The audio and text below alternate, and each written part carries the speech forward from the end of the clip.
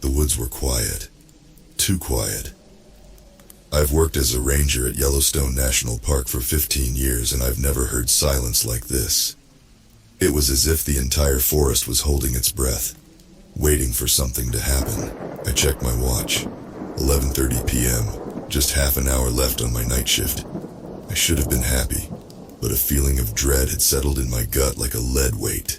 My flashlight beam cut through the darkness, casting long shadows that seemed to move on their own. The trees looked different tonight, their branches reaching out like bony fingers, trying to grab me. I shook my head. "Get it together, Mike," I muttered to myself. "You're letting your imagination run wild." But then I heard it. A sound that made my blood run cold. It was a scream, but not like any I'd heard before. It was high-pitched and inhuman, echoing through the trees like a banshee's wail. I froze, my heart pounding so hard I thought it might burst out of my chest. The scream came again, closer this time. Every instinct told me to run, to get the hell out of there. But I couldn't. It's my job to protect this park and everyone in it. With shaking hands, I grabbed my radio. "This is Ranger Mike. I've got a situation in Sector 7. Possible injured animal or something else. Requesting backup." Static crackled for a moment before a voice responded. "Copy that, Mike. What's your exact location?" I looked around, trying to get my bearings.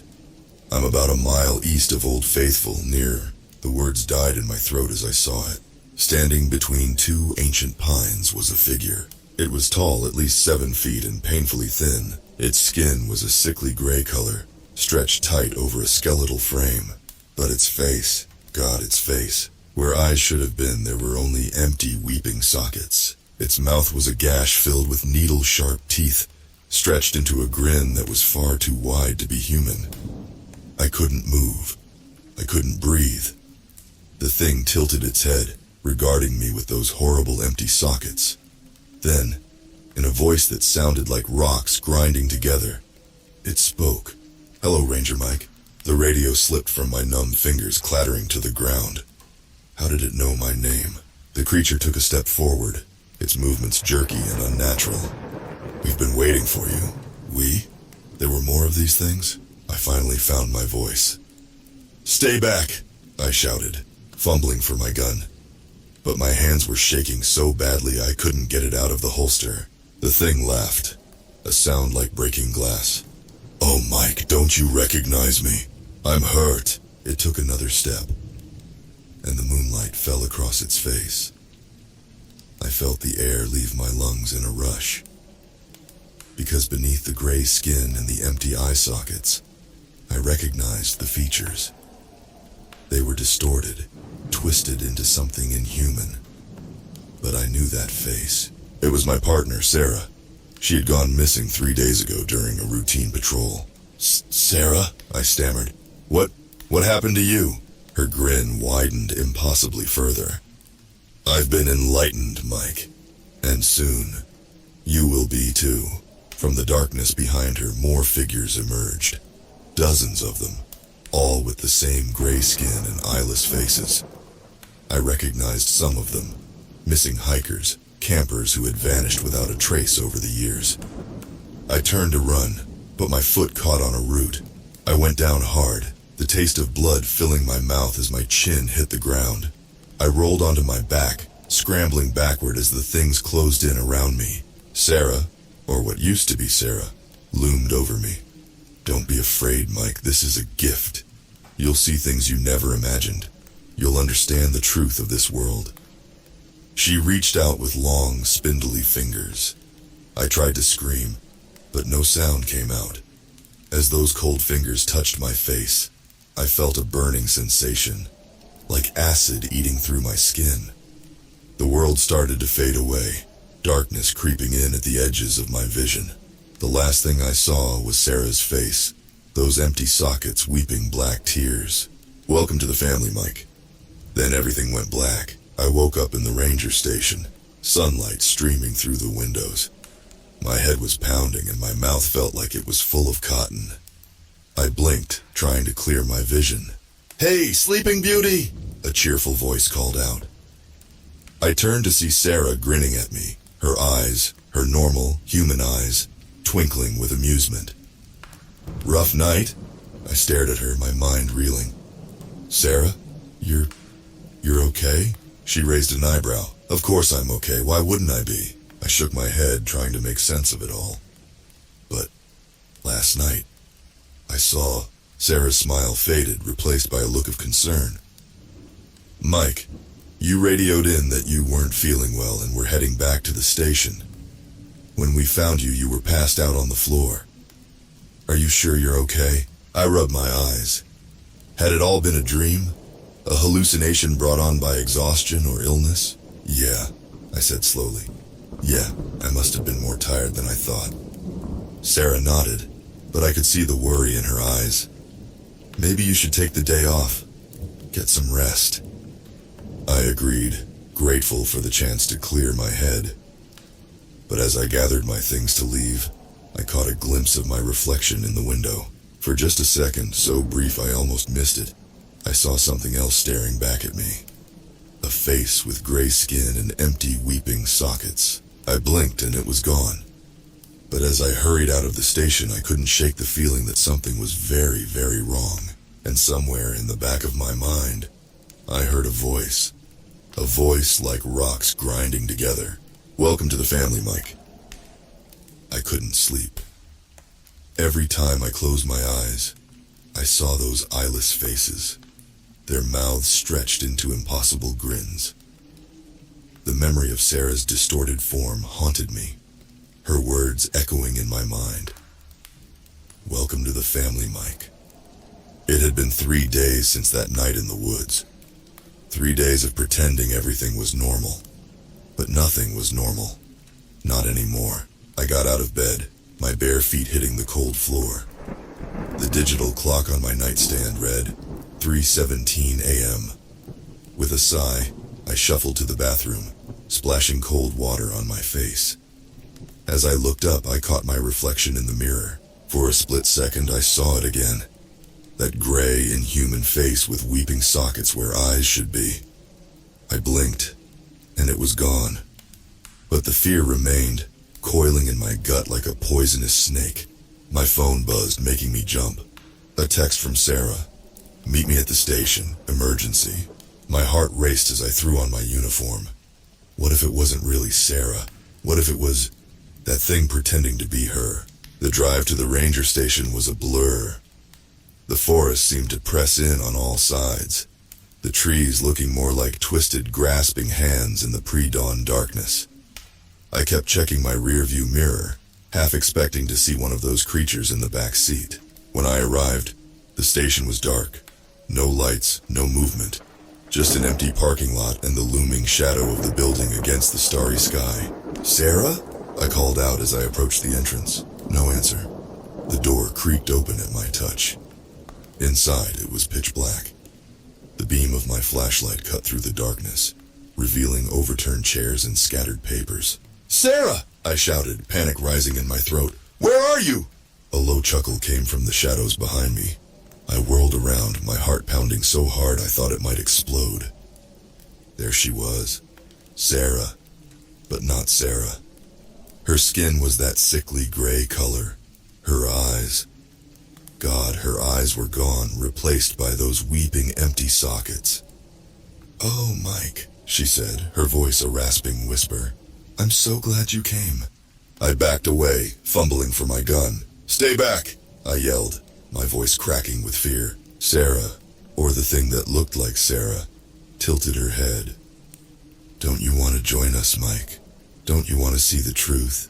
From the darkness around her, more figures emerged. I recognized them all.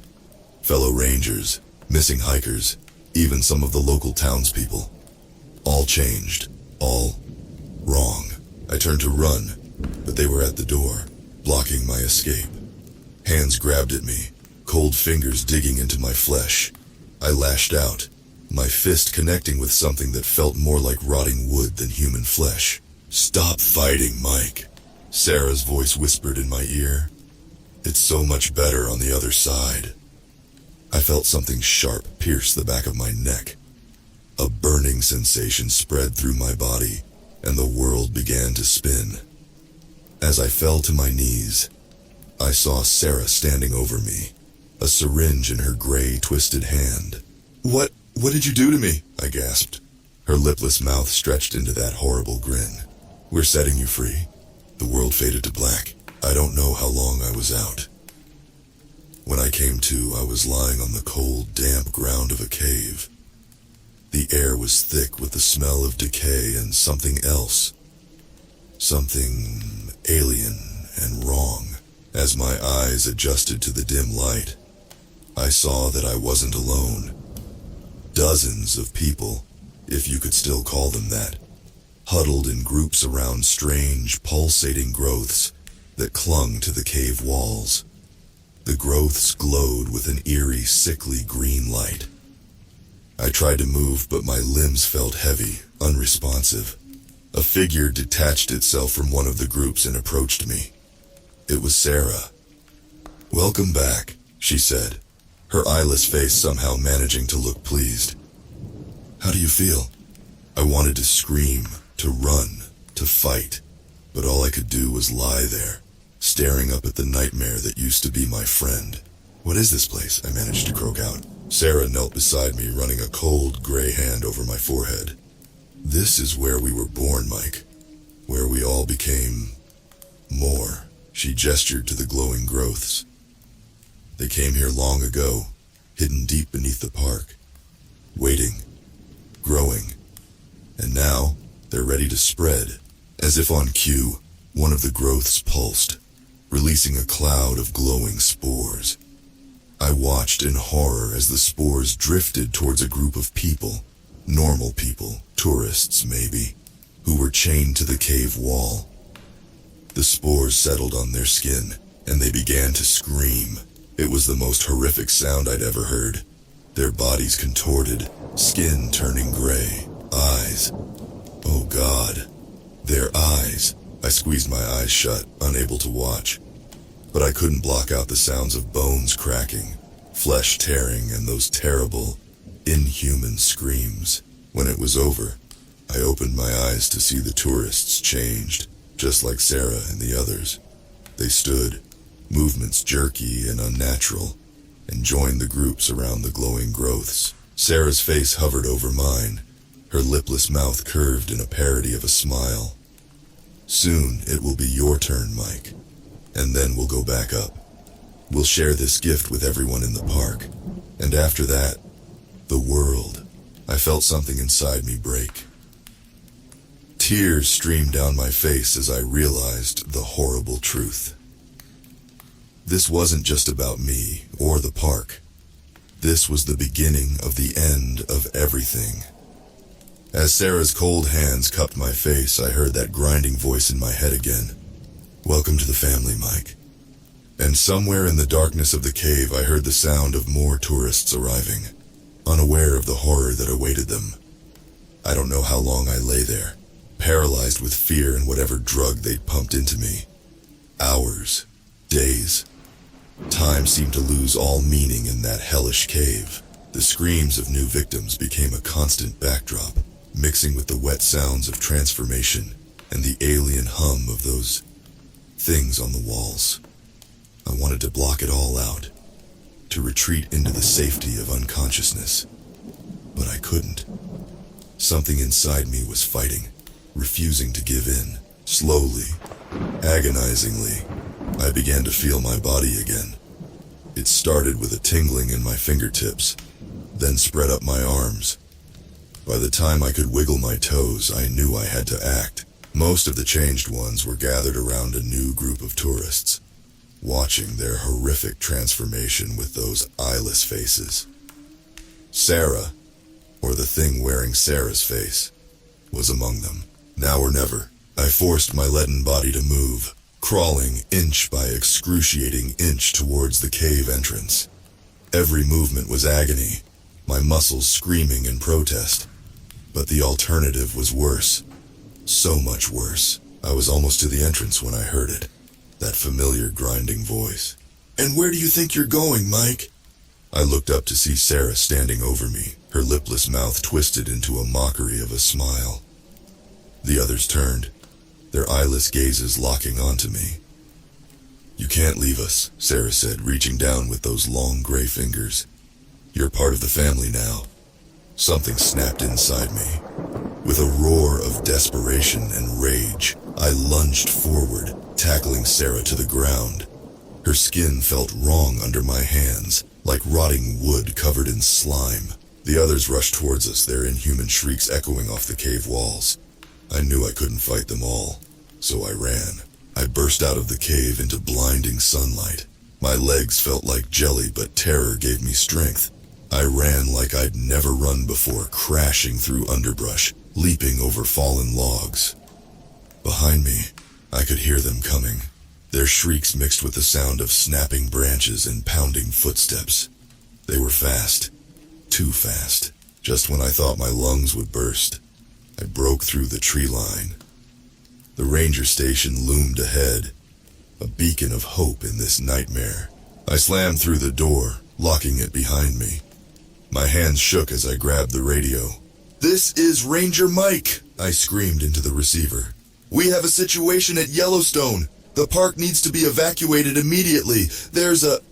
The window behind me shattered. Gray, twisted arms reached through, grasping at me with those horrible hands. I abandoned the radio and ran for the back door. As I burst outside, I saw a group of hikers heading up the trail. "Run!" I yelled, waving my arms frantically. "Get out of the park, it's not safe!" They stared at me, confusion and fear on their faces. Then their eyes widened in horror, looking at something behind me.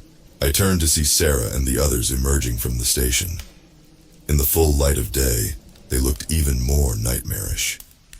Their gray skin was mottled with patches of that sickly green, pulsing in time with some alien heartbeat.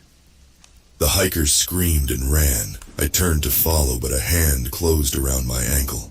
I fell hard, the breath knocked out of me. Sarah loomed over me, her eyeless face somehow managing to look triumphant. "It's time to come home, Mike," she said, her voice a chorus of grinding stones. The other changed ones surrounded us, their hands reaching for me. I closed my eyes, waiting for the end. But it didn't come. Instead, I heard a new sound. Engines, lots of them. My eyes snapped open to see a fleet of black SUVs roaring up the road. Men in hazmat suits poured out, wielding what looked like flamethrowers. Sarah and the others shrieked, recoiling from the sudden burst of flames. In the chaos, I felt someone grab me, dragging me towards one of the vehicles. "Move, move, move!" a voice shouted through a respirator. As they bundled me into the SUV, I caught a glimpse of Sarah. She stood among the flames, her eyeless gaze locked on me. Even as her gray flesh began to bubble and melt, that lipless mouth stretched into a grin. "This isn't over, Mike," I heard her voice in my head. "We are Legion. We are coming." Then the door slammed shut and we were speeding away. Inside the vehicle, a man in a suit was waiting. He looked at me with a grim expression. "Ranger Mike," he said, his voice tight. "I'm Agent Collins, FBI. We've got a lot to talk about." I slumped in the seat, the adrenaline fading and leaving me utterly drained. What were those things?" I managed to ask. Agent Collins' face darkened. "We're not sure. But Yellowstone isn't the first place they've appeared, and I'm afraid it won't be the last." As we sped away from the park, I could see plumes of smoke rising in the rearview mirror. The enormity of what had happened, what was still happening, began to sink in. This wasn't over, not by a long shot. Sarah's final words echoed in my mind. "We are Legion. We are coming." I closed my eyes, fighting back tears of exhaustion and fear. Whatever those things were, wherever they came from, one thing was clear. The world as we knew it was ending, and I was caught right in the middle of it. Agent Collins' voice cut through my thoughts. "We're taking you to a secure facility. We need to know everything you saw, everything you experienced." I nodded numbly, my mind reeling. As the SUV sped down the highway, leaving behind the burning ruins of everything I'd known, one thought kept repeating in my head. This is only the beginning. The secure facility turned out to be an underground bunker somewhere in the Midwest. I lost track of time during the journey, blindfolded for hours in the SUV, then a helicopter ride that seemed to last forever. By the time we arrived, I was half convinced this was all some twisted nightmare I'd wake up from. No such luck. They put me in a sterile white room that looked like a cross between a hospital and a prison cell. Doctors in hazmat suits poked and prodded me, took blood samples, ran tests I didn't understand. All the while I could feel their fear. It rolled off them in waves, thick enough to choke on. On the third day, or was it the fourth, Agent Collins came to see me. He looked like he hadn't slept in weeks, his suit rumpled, dark circles under his eyes. "How are you feeling, Mike?" he asked, his voice carefully neutral. I laughed, a harsh, bitter sound.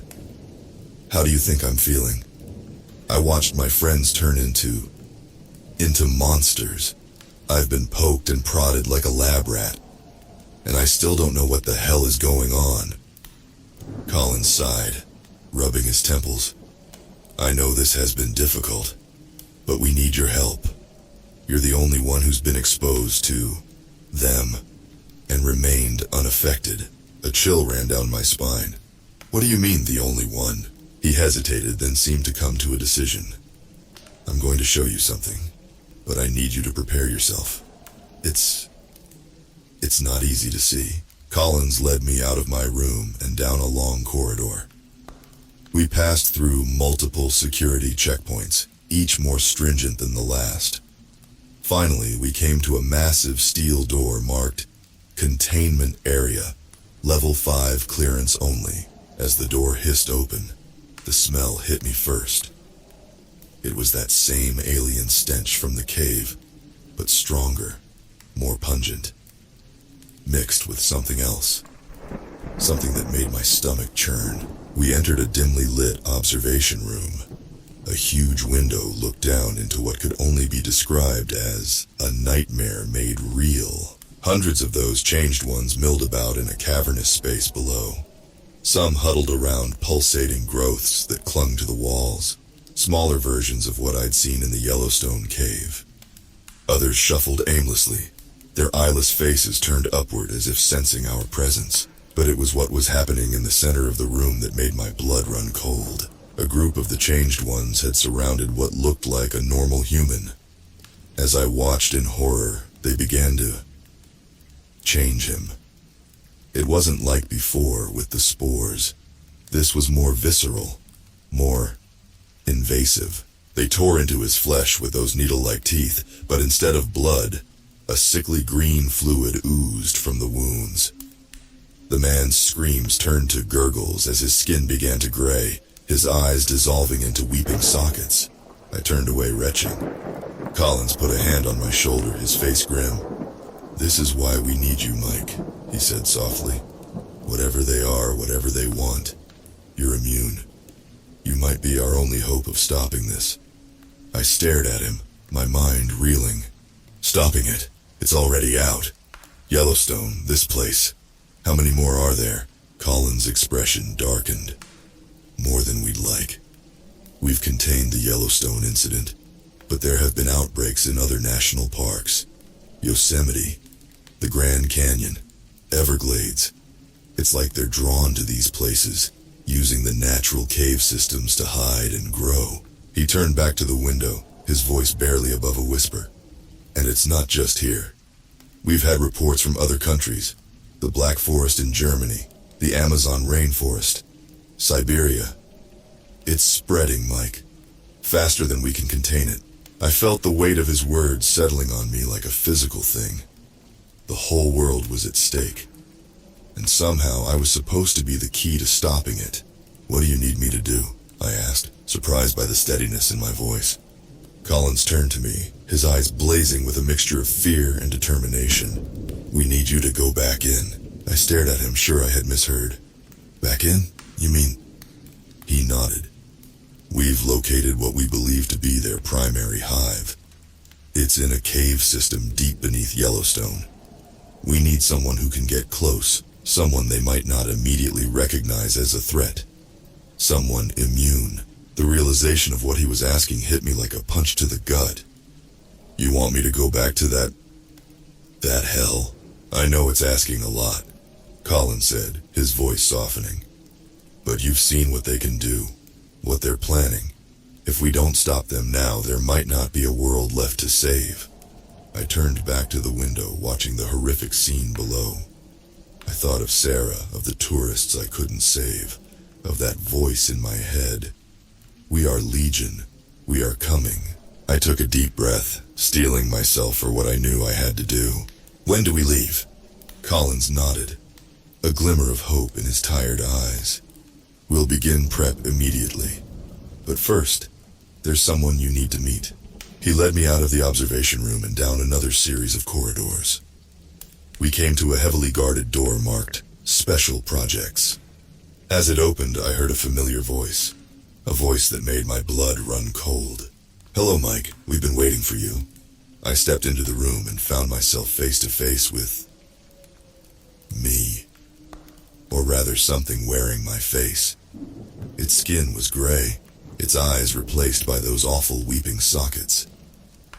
But the voice was mine. It grinned, revealing rows of needle-like teeth. Ready to learn the truth, brother? As the door closed behind me, I realized that my nightmare was far from over. In fact, it was just beginning. I stumbled backward, my heart pounding so hard I thought it might burst out of my chest. The thing wearing my face tilted its head, that awful grin never faltering. What's the matter, Mike?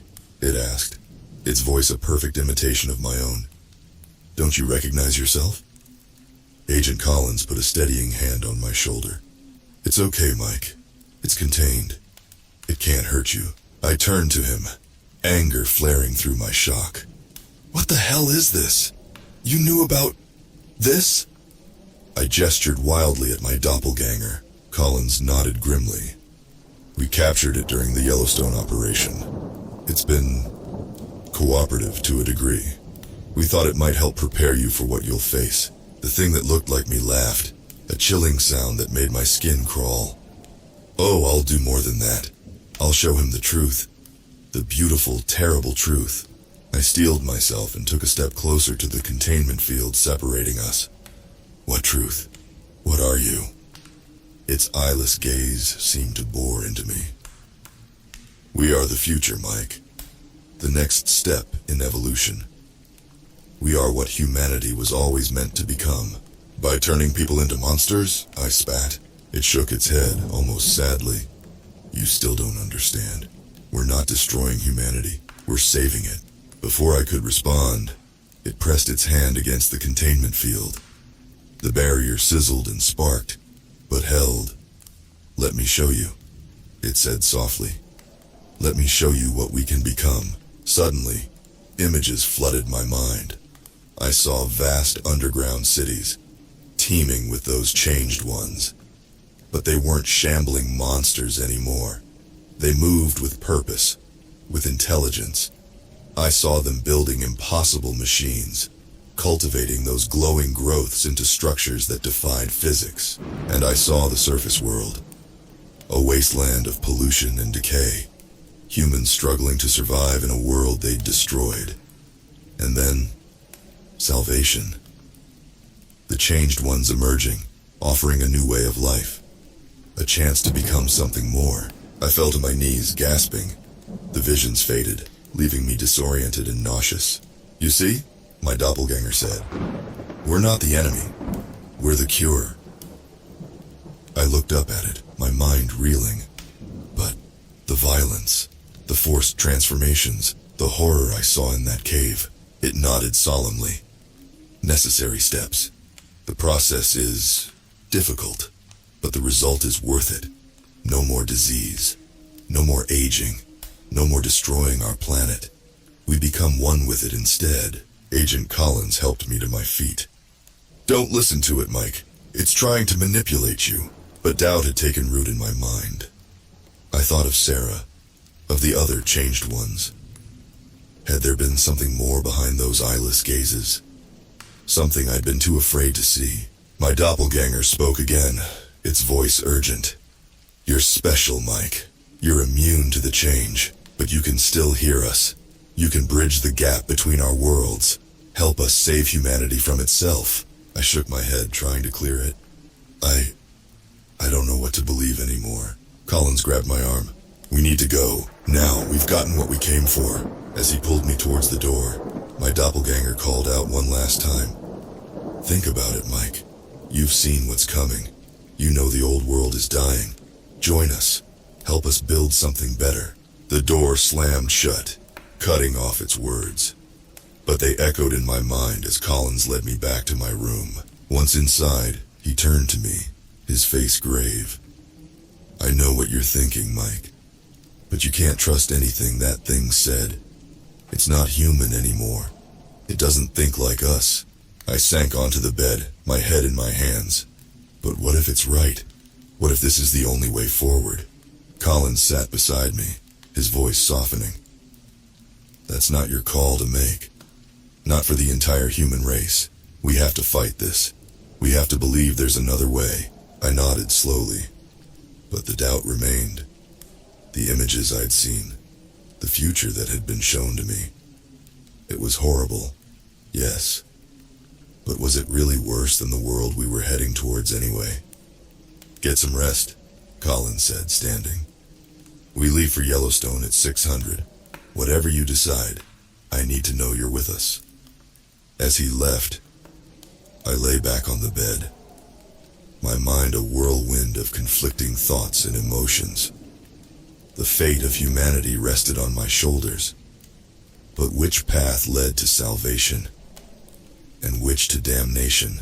I closed my eyes, but sleep wouldn't come.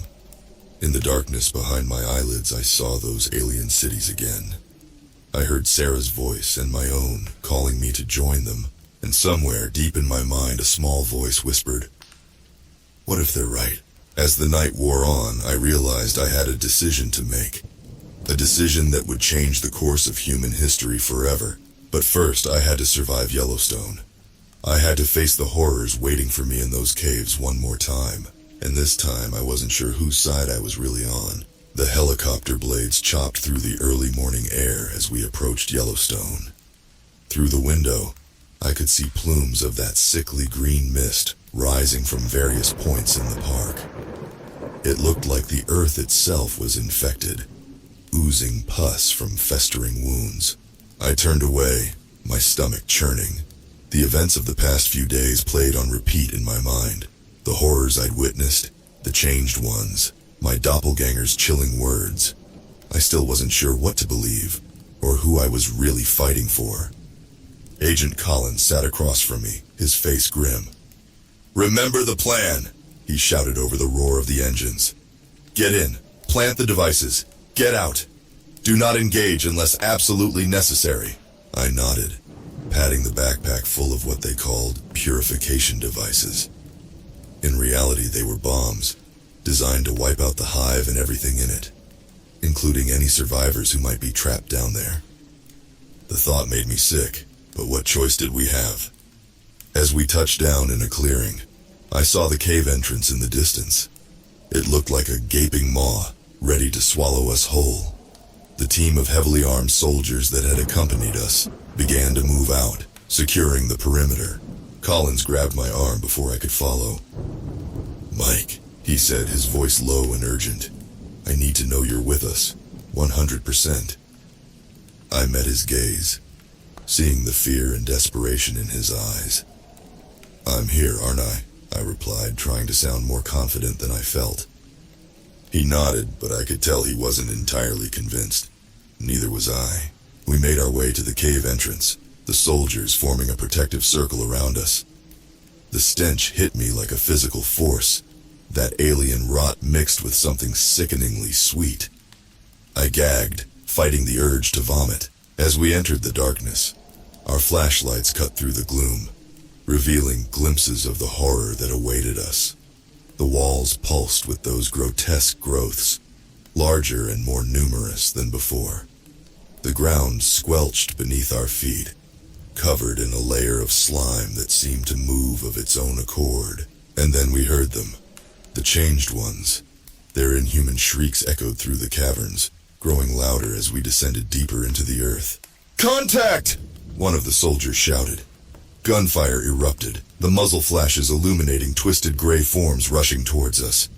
I pressed myself against the slimy wall, heart pounding as the soldiers engaged the horde. The Changed Ones fell in droves, but more kept coming.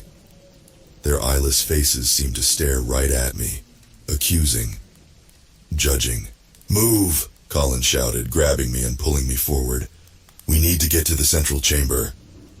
We ran, the sounds of battle fading behind us as we plunged deeper into the cave system.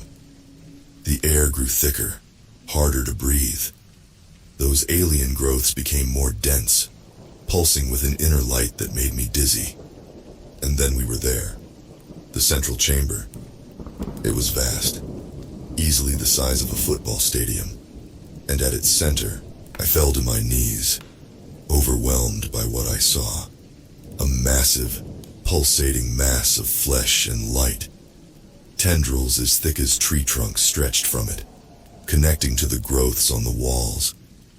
And within its translucent surface, I could see shapes moving. Human shapes.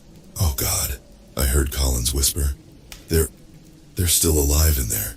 I stared, transfixed. This was it. The heart of the hive, the source of the infection. And we were here to destroy it. But as I watched, I saw something else. The shapes within the mass weren't struggling. They were transforming, evolving. I could see flashes of the future my doppelganger had shown me. A new world. A new form of life. Collins shook me, breaking my trance. "Plant the charges," he yelled. "We need to end this now." I reached for my backpack, my hand shaking. But as I pulled out the first device, I hesitated. Was this right? Were we saving humanity or condemning it? A voice cut through my thoughts, a familiar voice. "Mike." I turned to see Sarah emerging from behind the pulsating mass. But she wasn't the grotesque creature I'd seen before. She looked evolved.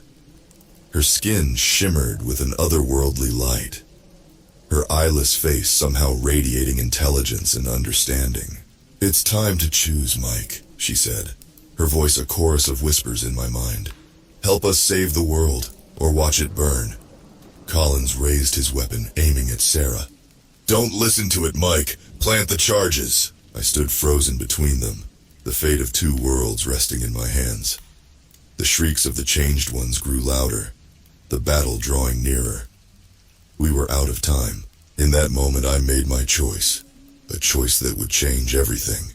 I turned to Collins, seeing the realization dawn in his eyes. "I'm sorry," I whispered. And then I made my move. The world exploded into chaos around me as I acted. The choice I'd made would seal the fate of humanity, for better or worse. As the cavern shook and the air filled with screams, both human and inhuman, I knew there was no going back. The future of our species had been decided, and I was the one who decided it. Time seemed to slow as I made my move. In one fluid motion, I grabbed the gun from Colin's hands and tossed it into the pulsating mass at the center of the chamber. The look of betrayal on his face cut deep, but I knew I had to see this through. "Mike, what have you done?" Collins whispered, his voice breaking. I turned to Sarah, her alien form shimmering with an otherworldly light. "I'm ready," I said, my voice steadier than I felt. "Show me the truth." Sarah's lipless mouth curved into what might have been a smile. She reached out, her elongated fingers brushing my forehead. The world exploded into a kaleidoscope of sensations and visions. I saw the Earth as it truly was. A living, breathing entity. I saw the cancer that humanity had become, spreading across its surface like a malignant growth. But I also saw the potential, the beauty and wonder of what we could become. The Changed Ones weren't destroying humanity. They were saving it, evolving it, making us part of something greater. As the visions faded, I found myself on my knees, gasping. The sounds of battle grew closer. The soldiers were approaching the central chamber. "We don't have much time," Sarah said, her voice now a chorus of 1,000 whispers in my mind. "Will you help us?" I nodded, still dazed from the intensity of what I'd experienced. "What do you need me to do?" Sarah gestured to the pulsating mass. "Join with us. Become the bridge between our worlds. Help guide humanity into its new form." I hesitated for a moment, looking back at Collins. He stood frozen, horror etched across his face. "I'm sorry," I said again, "but this is the only way." Before he could respond, I turned and walked toward the central mass. As I approached, tendrils reached out, wrapping around my arms and legs. I felt a moment of panic, my human instinct screaming at me to run, but I pushed through it. The sensation as I merged with the mass was indescribable. Pain and pleasure, terror and ecstasy, all mixed together in an overwhelming flood. I felt my body changing, evolving. My consciousness expanded, connecting with thousands, no, millions, of others. I saw the world through a million eyes. The battle raging in the caves, the chaos spreading across the globe as more hives awakened. The fear and confusion of humanity as they faced something they couldn't understand. But I also saw hope. A future where humanity transcended its limitations, where we lived in harmony with the earth instead of destroying it. A future of infinite possibilities. Through the hive mind, I reached out, to the soldiers fighting in the caves, to the government agencies scrambling to contain the spread, to every human on earth. My voice, our voice, echoed in their minds. "Don't be afraid," we said. "This is not the end. It's a new beginning." All across the world, people stopped what they were doing. They looked up at the sky, now swirling with that ethereal green mist. Some screamed, some ran, but others understood. They came to us, not in a mindless rush, but with purpose, with hope. The change spread, faster than any virus, more profound than any revolution. Humanity evolved. Years passed in the blink of an eye. The old world crumbled, but from its ashes, a new one arose. We rebuilt our cities, not as concrete jungles, but as living, breathing ecosystems. We healed the wounds we'd inflicted on the earth, becoming its caretakers instead of its destroyers. Our new forms allowed us to explore the depths of the oceans, the furthest reaches of space. We unlocked the secrets of the universe and found that we were not alone. Other civilizations, other hives, existed across the cosmos. We joined a galactic community, our evolution allowing us to take our place among the stars. But we never forgot our roots.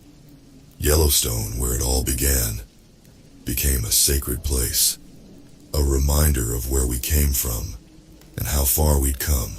And me? I remained the bridge, the one who could still remember what it was like to be purely human, while also being part of something so much greater. I guided our species through its rebirth, helped ease the transition for those who struggled to let go of the old world. Sometimes, in quiet moments, I think back to that night in the woods, to the terror I felt when I first saw Sarah changed. I think of Collins, of the tough choices we all had to make. I wonder sometimes if we made the right choice. If this new world, this new form of humanity, is truly better than what we left behind. But then I look at what we've accomplished, at the wonders we've created, and the harmony we've achieved. And I know this was always our destiny, to evolve, to become more than what we were, to join with the universe instead of fighting against it. As I stand here now, looking out over the vast expanse of what used to be Yellowstone, I can't help but smile. The forests teem with new life, creatures that defy imagination. The geysers erupt with that bioluminescent green, a testament to the new energy that flows through our world. I am no longer just Mike, the park ranger. I am part of something greater, something beautiful and terrifying and wonderful. And as the sun sets on this new world, I know that our journey is far from over. We will continue to grow, to change, to evolve. We will face new challenges, new horrors, new wonders, but we will face them together, as one. This is not the end of our story, it's only the beginning.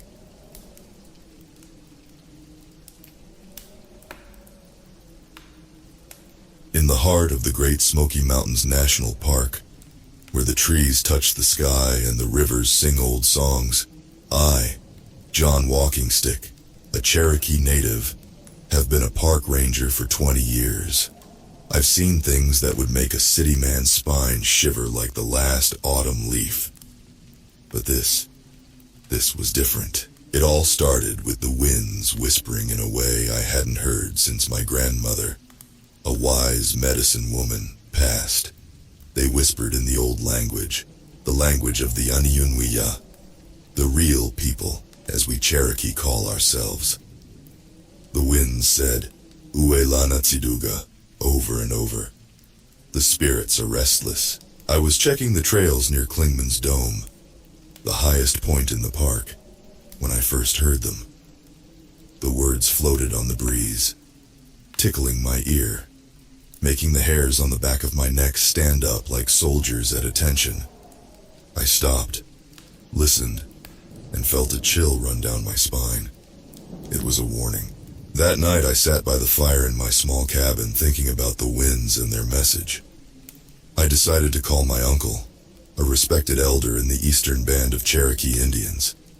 He lived down in Cherokee, North Carolina, right outside the park. "Uncle," I said, "the winds are talking. They say the spirits are restless." There was a pause on the line. Then he said, "John, you remember the old stories, the ones your grandmother used to tell, about how our ancestors protect these lands?" "Yes, sir," I replied. "They're trying to tell you something, John. You need to listen. The lands are in danger." That night, I dreamt of shadows moving through the forest, of ancient warriors painted for battle, of spirits rising from the earth. I woke up with a start, my heart pounding like a drum in my chest. That's when I heard it, a scream echoing through the woods. I grabbed my flashlight and gun, rushing out into the cold night. The scream came again, a chilling sound that seemed to pierce my very soul. I followed it, my heart racing, my breath misting in the cold air. I found her by the river, a young woman, her eyes wide with terror. She was a camper, her tent pitched nearby. She pointed towards the water, her hand shaking. Something came out of the river," she stammered. I shone my flashlight towards the water. There, in the beam of light, I saw it, a figure, dripping wet, its eyes glowing like embers in the night. It was a spirit, one of the Memegwezi, the little people of the forest, the ancient protectors of our lands. But something was wrong. Its eyes burned with anger, with hatred. The spirit let out a wail, a sound that seemed to shake the very earth. Then it vanished, leaving behind only the echo of its cry, and the chilling knowledge that something was very, very wrong in the Great Smoky Mountains. As I led the terrified camper back to her tent, I knew one thing for certain. The spirits of our ancestors were not just restless. They were angry, and I had to find out why. But little did I know, this was just the beginning. The beginning of a journey that would lead me deep into the heart of the forest, into the darkest corners of our history, and face to face with the wrath of our ancestors. The next morning, I reported the incident to my superiors. They listened, their faces pale as I recounted the events of the night. I could see the disbelief in their eyes, but they knew better than to dismiss the words of a native, especially one who's been a ranger as long as I have. "John," my supervisor Jim said, "I trust you, but you know how this sounds, right?" I nodded. "Yes, sir. But I know what I saw, and I know the winds are talking. Something's happening in the park, and I need to find out what. Jim sighed, running a hand through his hair. All right, John, do what you need to do, but keep me in the loop, yeah? I agreed and set out, my mind made up. I was going to the heart of the park, to the old places, the sacred places. If the spirits were angry, that's where I'd find answers. I started at the Trail of Tears, a path marked by the suffering of our people. As I walked, I noticed something odd. Some of the trees along the trail were marked with symbols, ancient Cherokee symbols carved into the bark. They were warnings, signs of danger and death. I touched the marks, feeling the rough edges under my fingertips. They were fresh, the sap still sticky. Someone had been here recently, someone who knew the old ways. But why leave these signs? And for whom? As I continued along the trail, I found more marked trees. Each one seemed to hum with an eerie energy, as if the very air around them was charged. The winds whispered louder here, their voices urgent, insistent. Uwelana tsiduga, they said. The spirits are restless. I followed the marked trees, my unease growing with each step. They led me off the main trail, deeper into the forest, towards a place I hadn't been in years, the ancient burial mounds. The mounds were sacred, the final resting place of our ancestors. Few knew of their location, and even fewer dared to disturb them. As I approached, I saw that the earth had been churned up, the mounds desecrated. Anger surged within me. Who would do such a thing? Then, I saw it, a figure crouched by one of the mounds digging into the earth. I drew my gun, my heart pounding. "Hey!" I shouted. "Step away from there!" The figure turned, and I gasped. It was an old woman, her face painted with the symbols of the Nunahai, the immortal spirits. Her eyes were wild, her hair a tangled mess. She hissed at me, her voice like the rustling of dry leaves. "You should not be here, John Walkingstick," she said, her voice sending a chill down my spine. "The spirits are angry. They seek vengeance." "Who are you?" I demanded, my gun still pointed at her. "Why are you desecrating our ancestors' graves?" She laughed, a sound that seemed to echo through the forest. "I am the one who calls the spirits," she said. "I am the one who will cleanse these lands." Before I could react, she threw something at me, a cloud of dust that stung my eyes, blinding me. I stumbled back, coughing and choking. When my vision cleared, she was gone, vanished into the forest, like a ghost. I looked down at the disturbed mound, my heart heavy. Whatever was happening, it was clear that the old woman was at the center of it. And if I was going to stop the spirit's wrath, I had to find her and put an end to her dark work. But little did I know, the old woman was not acting alone.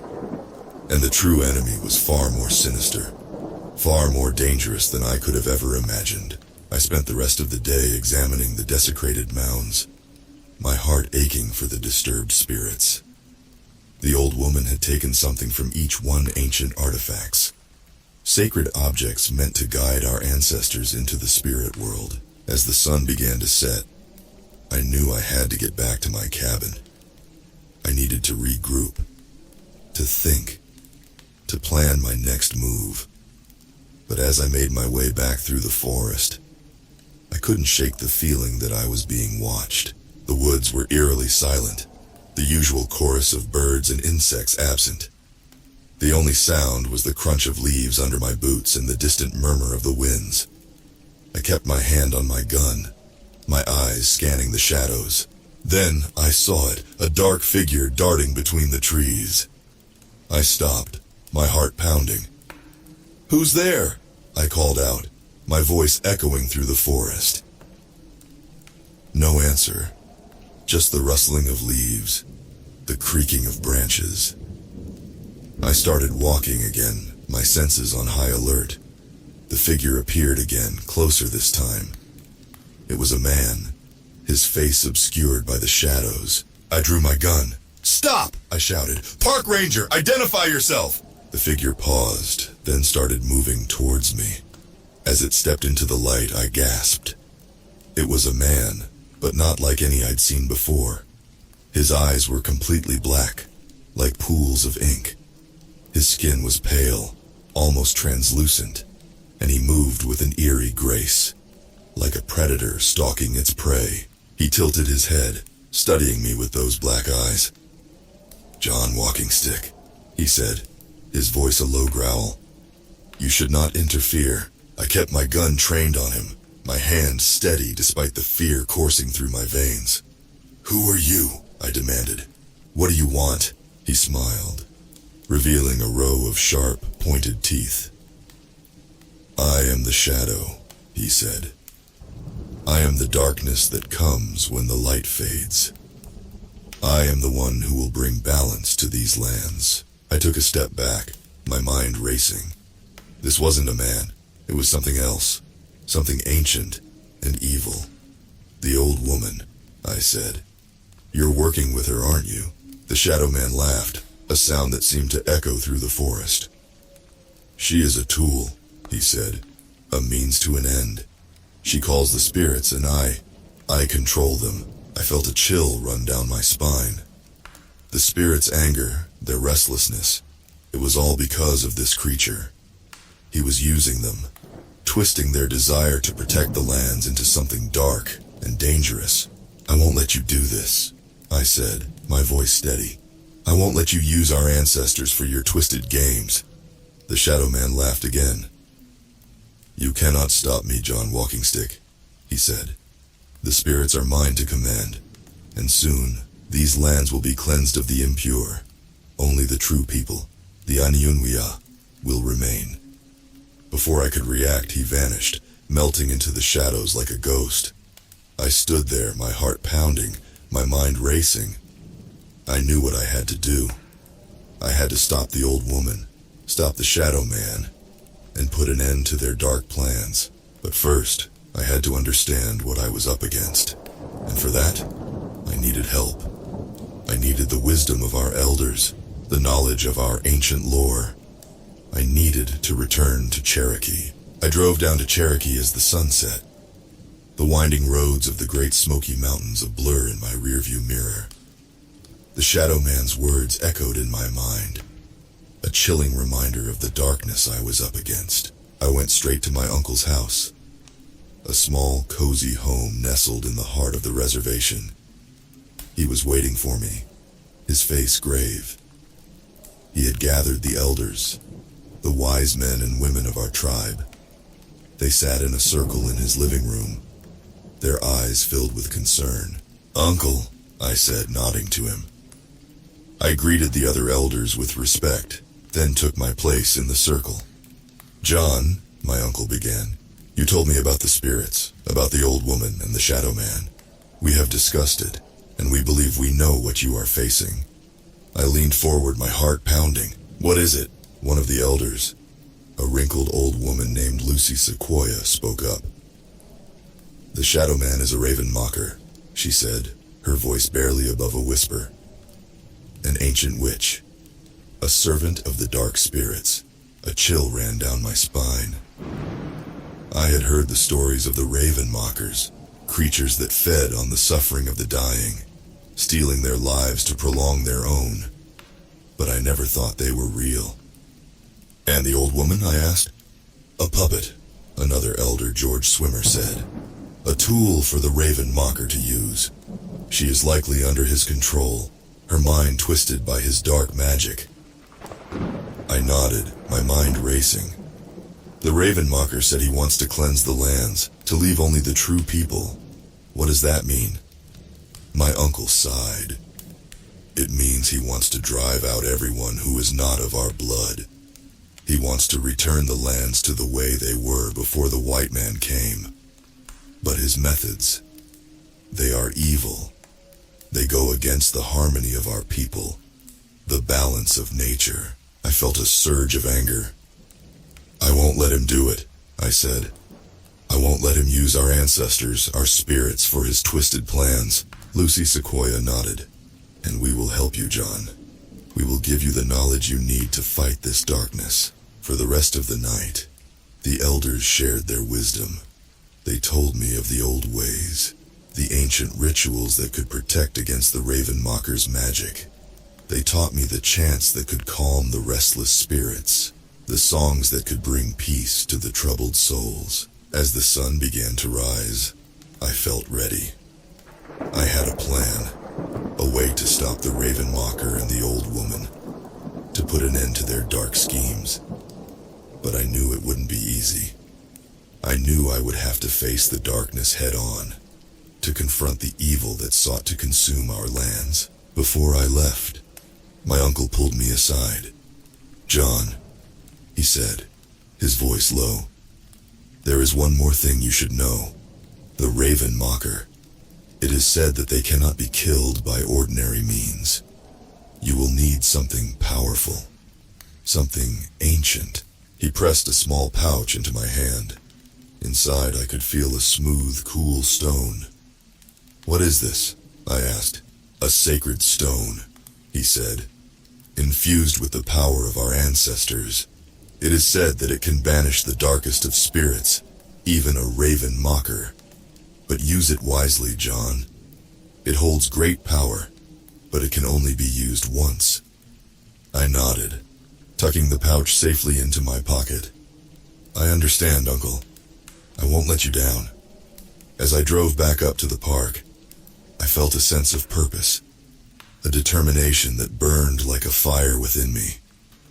I was a Cherokee Native, a park ranger, a protector of the lands, and I would not let them fall into darkness. I returned to the park, my mind racing with the knowledge the elders had shared. I knew what I had to do, but I also knew the danger that lay ahead. The Raven Mocker was a formidable enemy, and the old woman was a wild card, her actions unpredictable. I started by visiting the sites where the spirits had been the most active. The river where I'd seen the Memegwesi, the desecrated burial mounds, the marked trees along the Trail of Tears. At each location, I performed the rituals the elders had taught me, chanting the ancient words, offering the sacred herbs, and calling upon the power of our ancestors. Slowly, but surely, I could feel the spirits calming, their anger and restlessness fading away. The winds whispered their thanks, their voices soft and gentle. I was making progress, but I knew the real battle was yet to come. As the sun began to set, I made my way to the heart of the park, to the ancient sacred site known as the Judaculla Rock. It was a place of great power, a place where the spirits of our ancestors were said to gather. If the Raven Mocker wanted to control the spirits, this is where he would come. I hid in the shadows, watching, waiting. As the moon rose high in the sky, I saw them. The old woman and the Raven Mocker, their figures illuminated by the silvery light. The old woman was chanting, her voice rising and falling in an eerie rhythm. The Raven Mocker stood beside her, his black eyes scanning the darkness. I took a deep breath, steeling myself for what was to come. Then, I stepped out of the shadows, my voice ringing out in the night. "It ends tonight," I said, my eyes locked on the Raven Mocker. He turned to face me, a cruel smile on his lips. "John Walking Stick," he said, his voice a low growl. "You are too late. The spirits are mine to command." I shook my head. "Not anymore," I said. "I have calmed their anger, broken your hold over them. They will not do your bidding any longer." The Raven Mocker's smile faded, replaced by a look of pure hatred. "You think you can stop me?" he snarled. "You are nothing but a mortal man. I am a servant of the dark spirits, a being of immense power." I stood my ground, my hand clutching the pouch that held the sacred stone. "And I am a protector of these lands," I said. "A guardian of our people, our history, our spirits. And I will not let you use them for your twisted plans." The Raven Mocker laughed, a sound that seemed to echo through the forest. "Then let us see who is stronger," he said. "The protector or the predator?" He lunged at me, his movements fast and fluid. I dodged just in time, his sharp nails missing my face by inches. I countered with a punch, my fist connecting with his jaw. He staggered back, surprise in his eyes. We fought, our movements a blur in the moonlight. The Raven Mocker was strong, his dark magic fueling his attacks.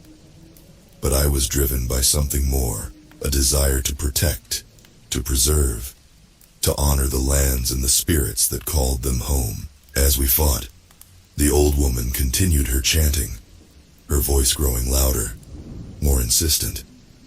I could feel the spirits responding, their energy swirling around us like a storm. I knew I had to act fast, had to end this before the Raven Mocker regained control. I reached into my pocket, my fingers closing around the sacred stone. I pulled it out, the cool smoothness of it grounding me, giving me strength. The Raven Mocker saw it, his eyes widening in recognition and fear. "No," he growled, lunging at me again. But this time I was ready. I sidestepped his attack, then pressed the stone against his chest. A blinding light filled the air, a burst of pure, radiant energy. The Raven Mocker screamed, a sound of pure agony that seemed to shake the very earth. Then he vanished, his form dissolving into shadows that faded away into the night. I turned to the old woman, her eyes wide with shock.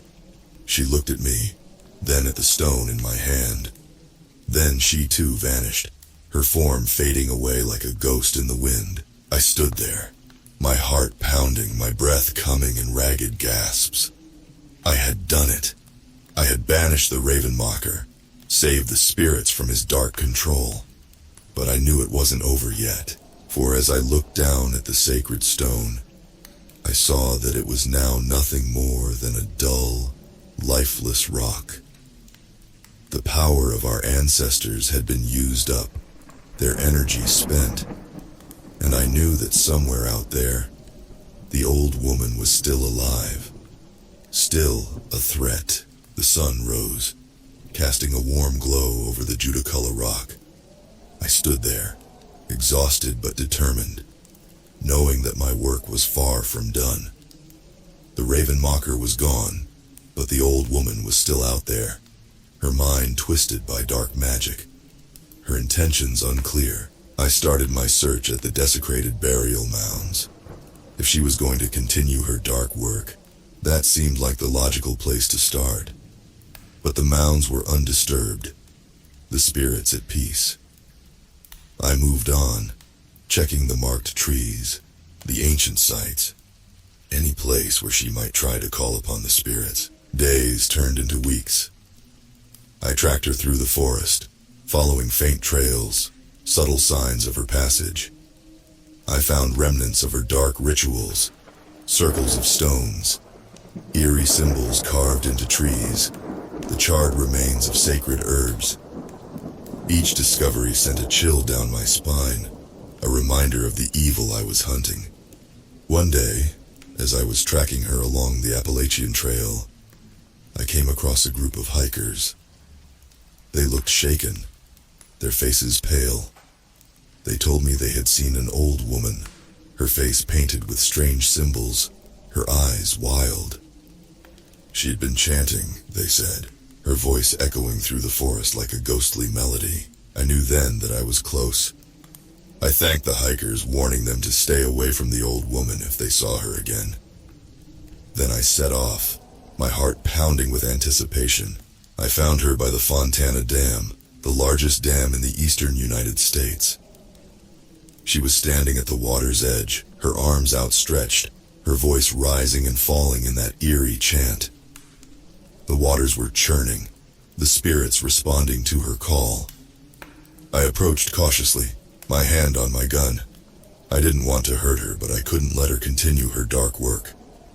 "Stop," I called out, my voice firm. "You can't do this. The spirits aren't yours to command." She turned to face me, her eyes burning with a wild intensity. "You," she hissed. You banished the Shadow Man.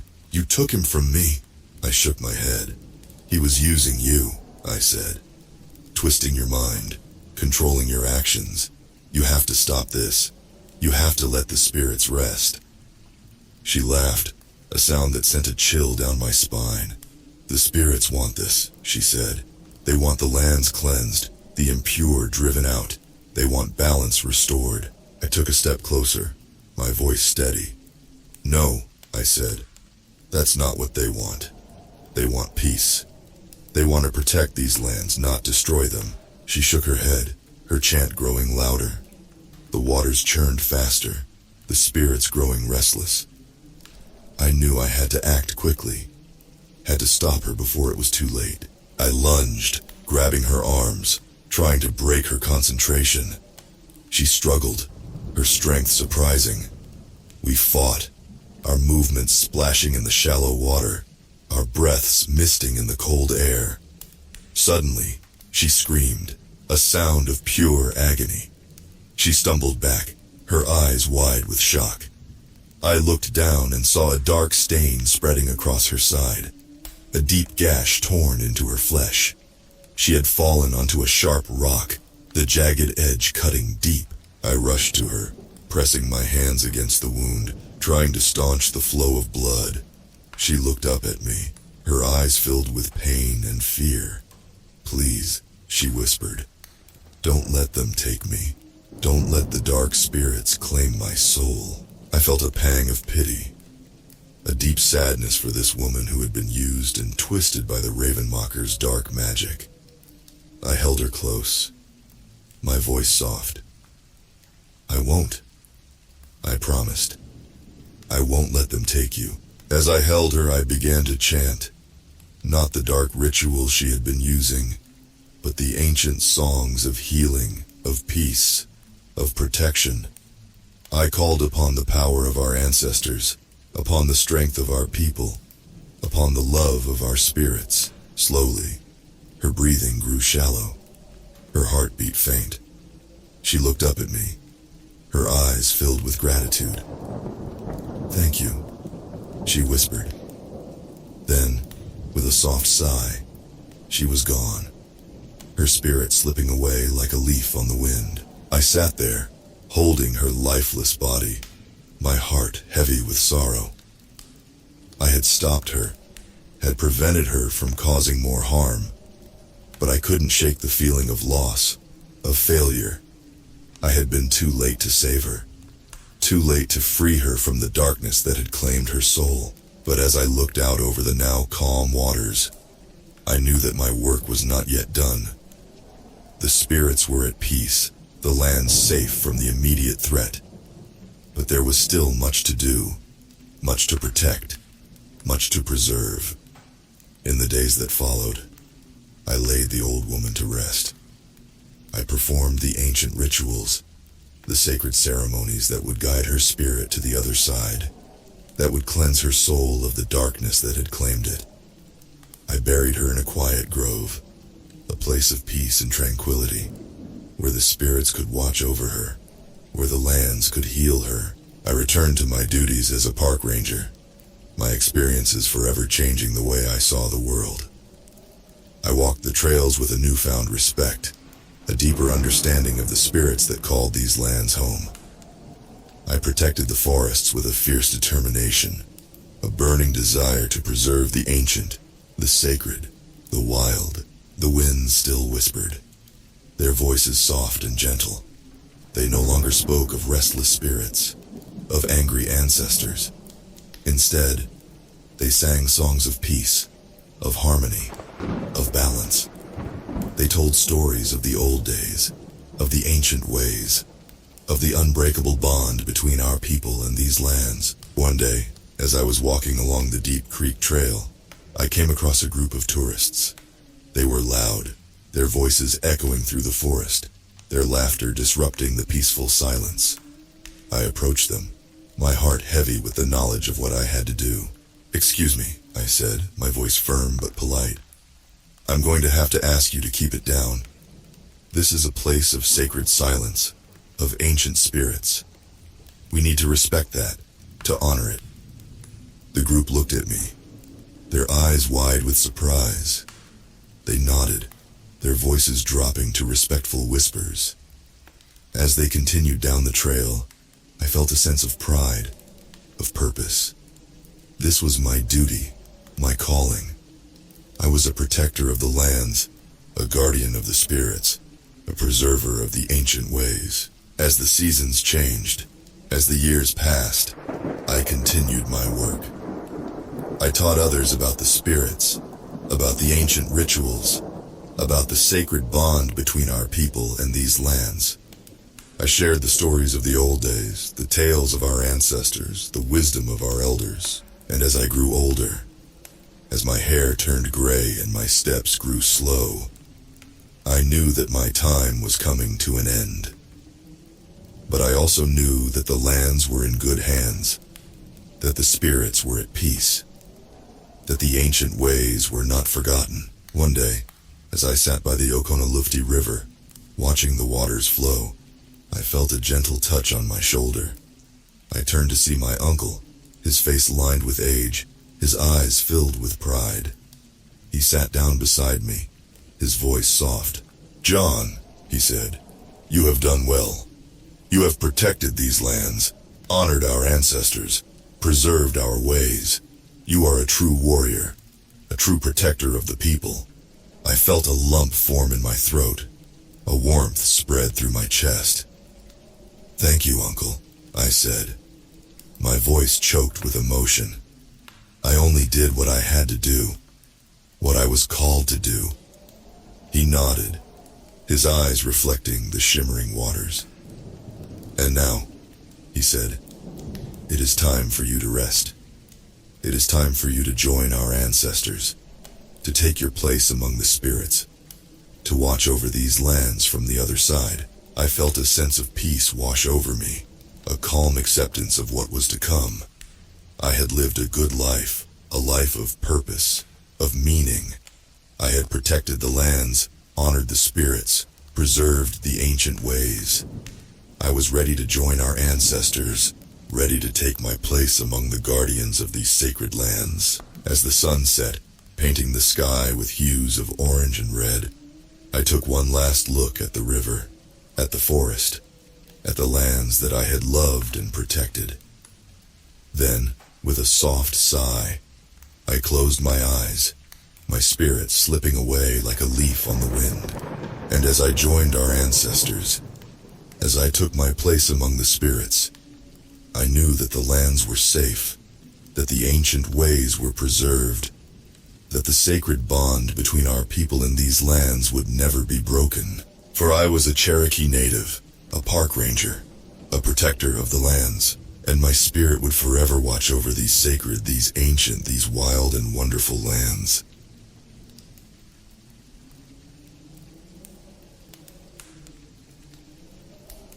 There's something they don't tell you when you become a park ranger.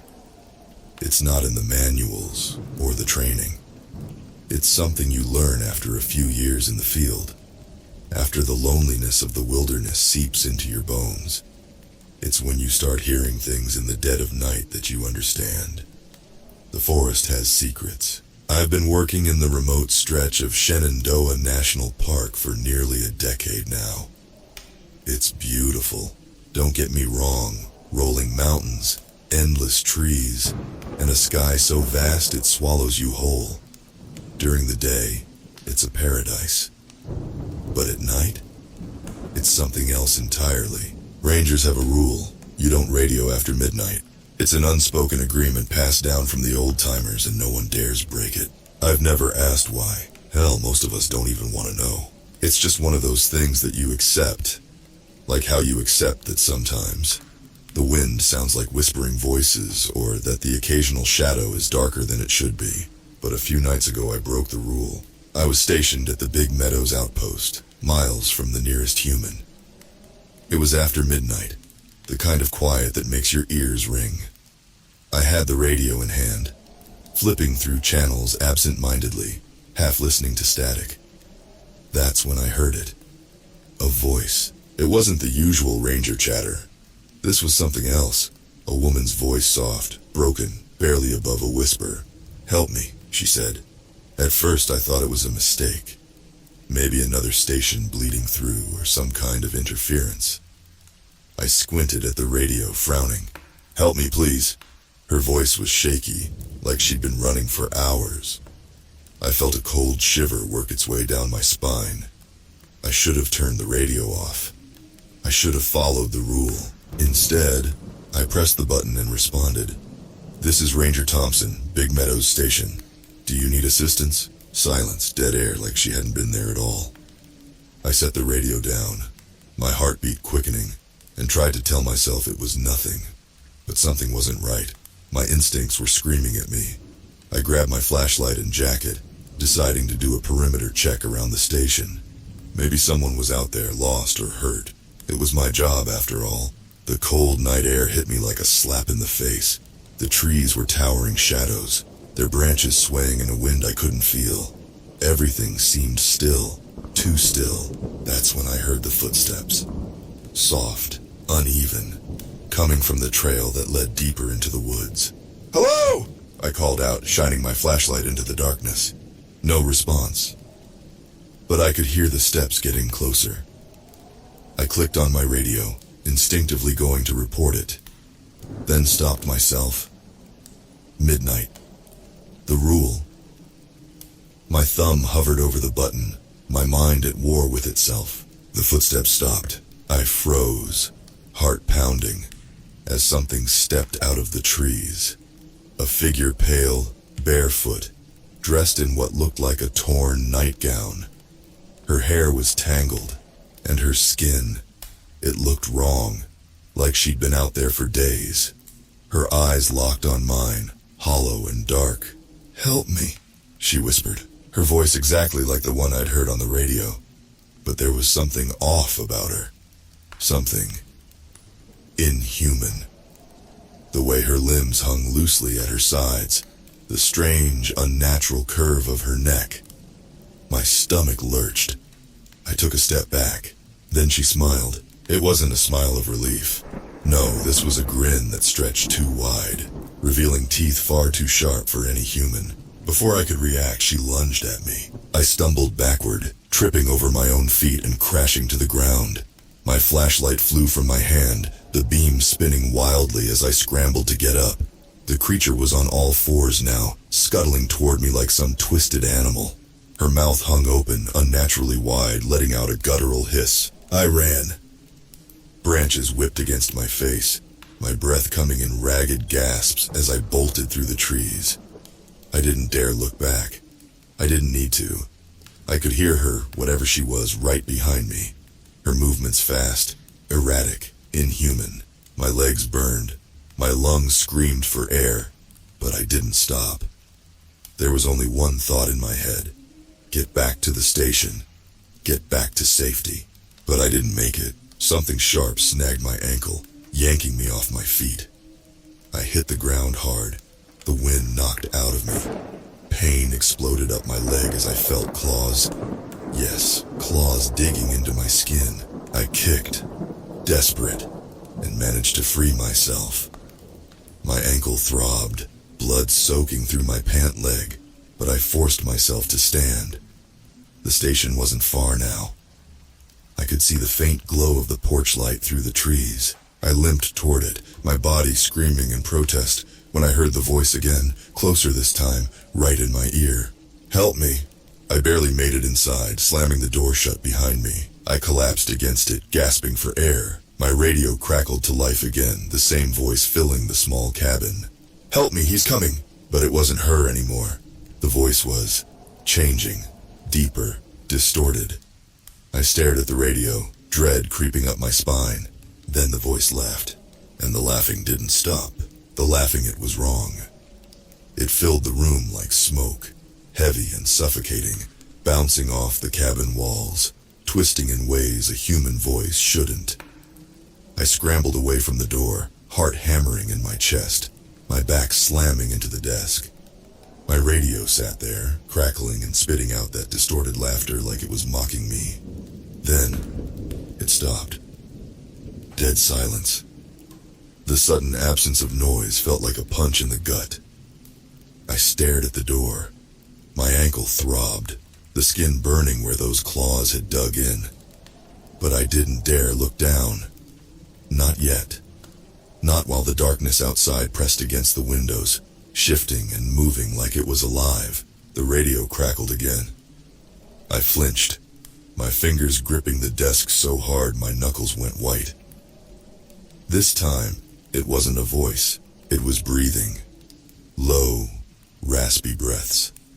Like someone or something was just on the other side of the door. The air in the cabin grew thick, heavy, like the whole forest was holding its breath, waiting for something to happen. "Don't," I whispered to myself, "don't open it." I didn't realize how loud my own voice sounded until I heard it in the emptiness.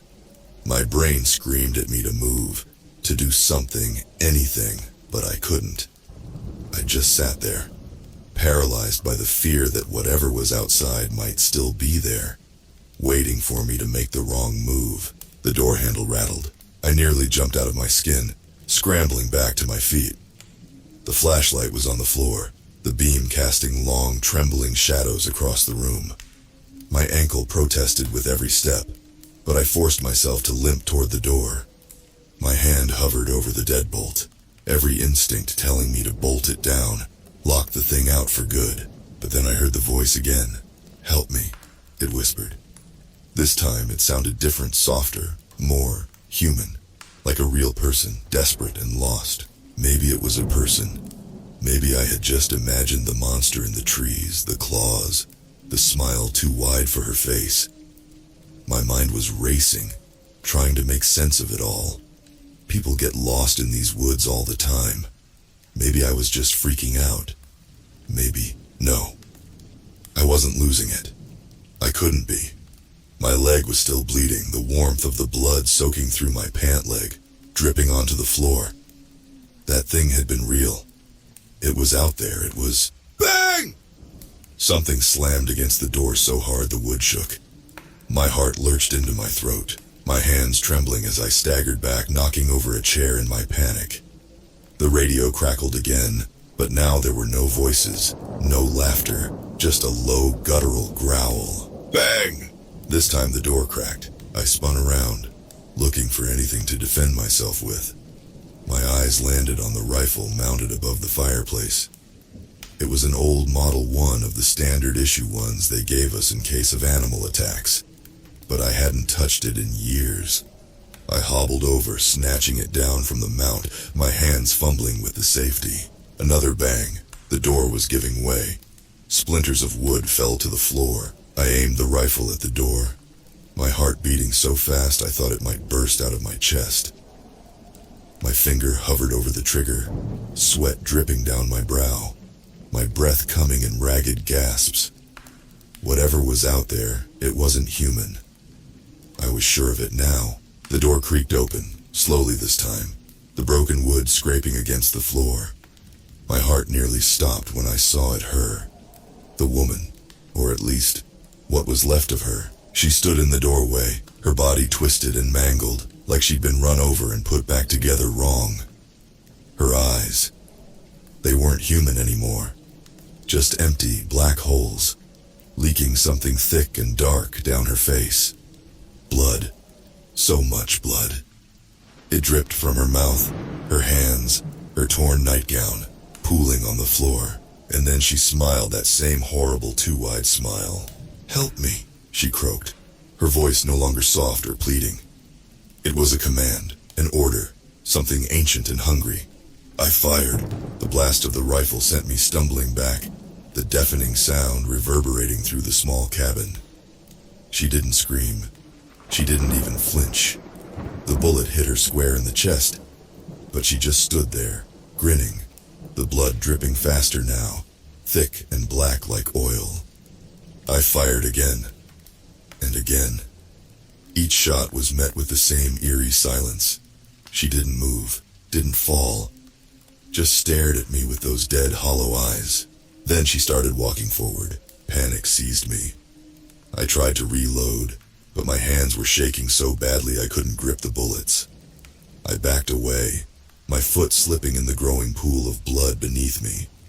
The room felt like it was closing in, the shadows growing darker, thicker. She was right in front of me now, her breath hot on my face, her grin stretching impossibly wide. I could smell the rot on her skin, the stench of death clinging to her like a shroud.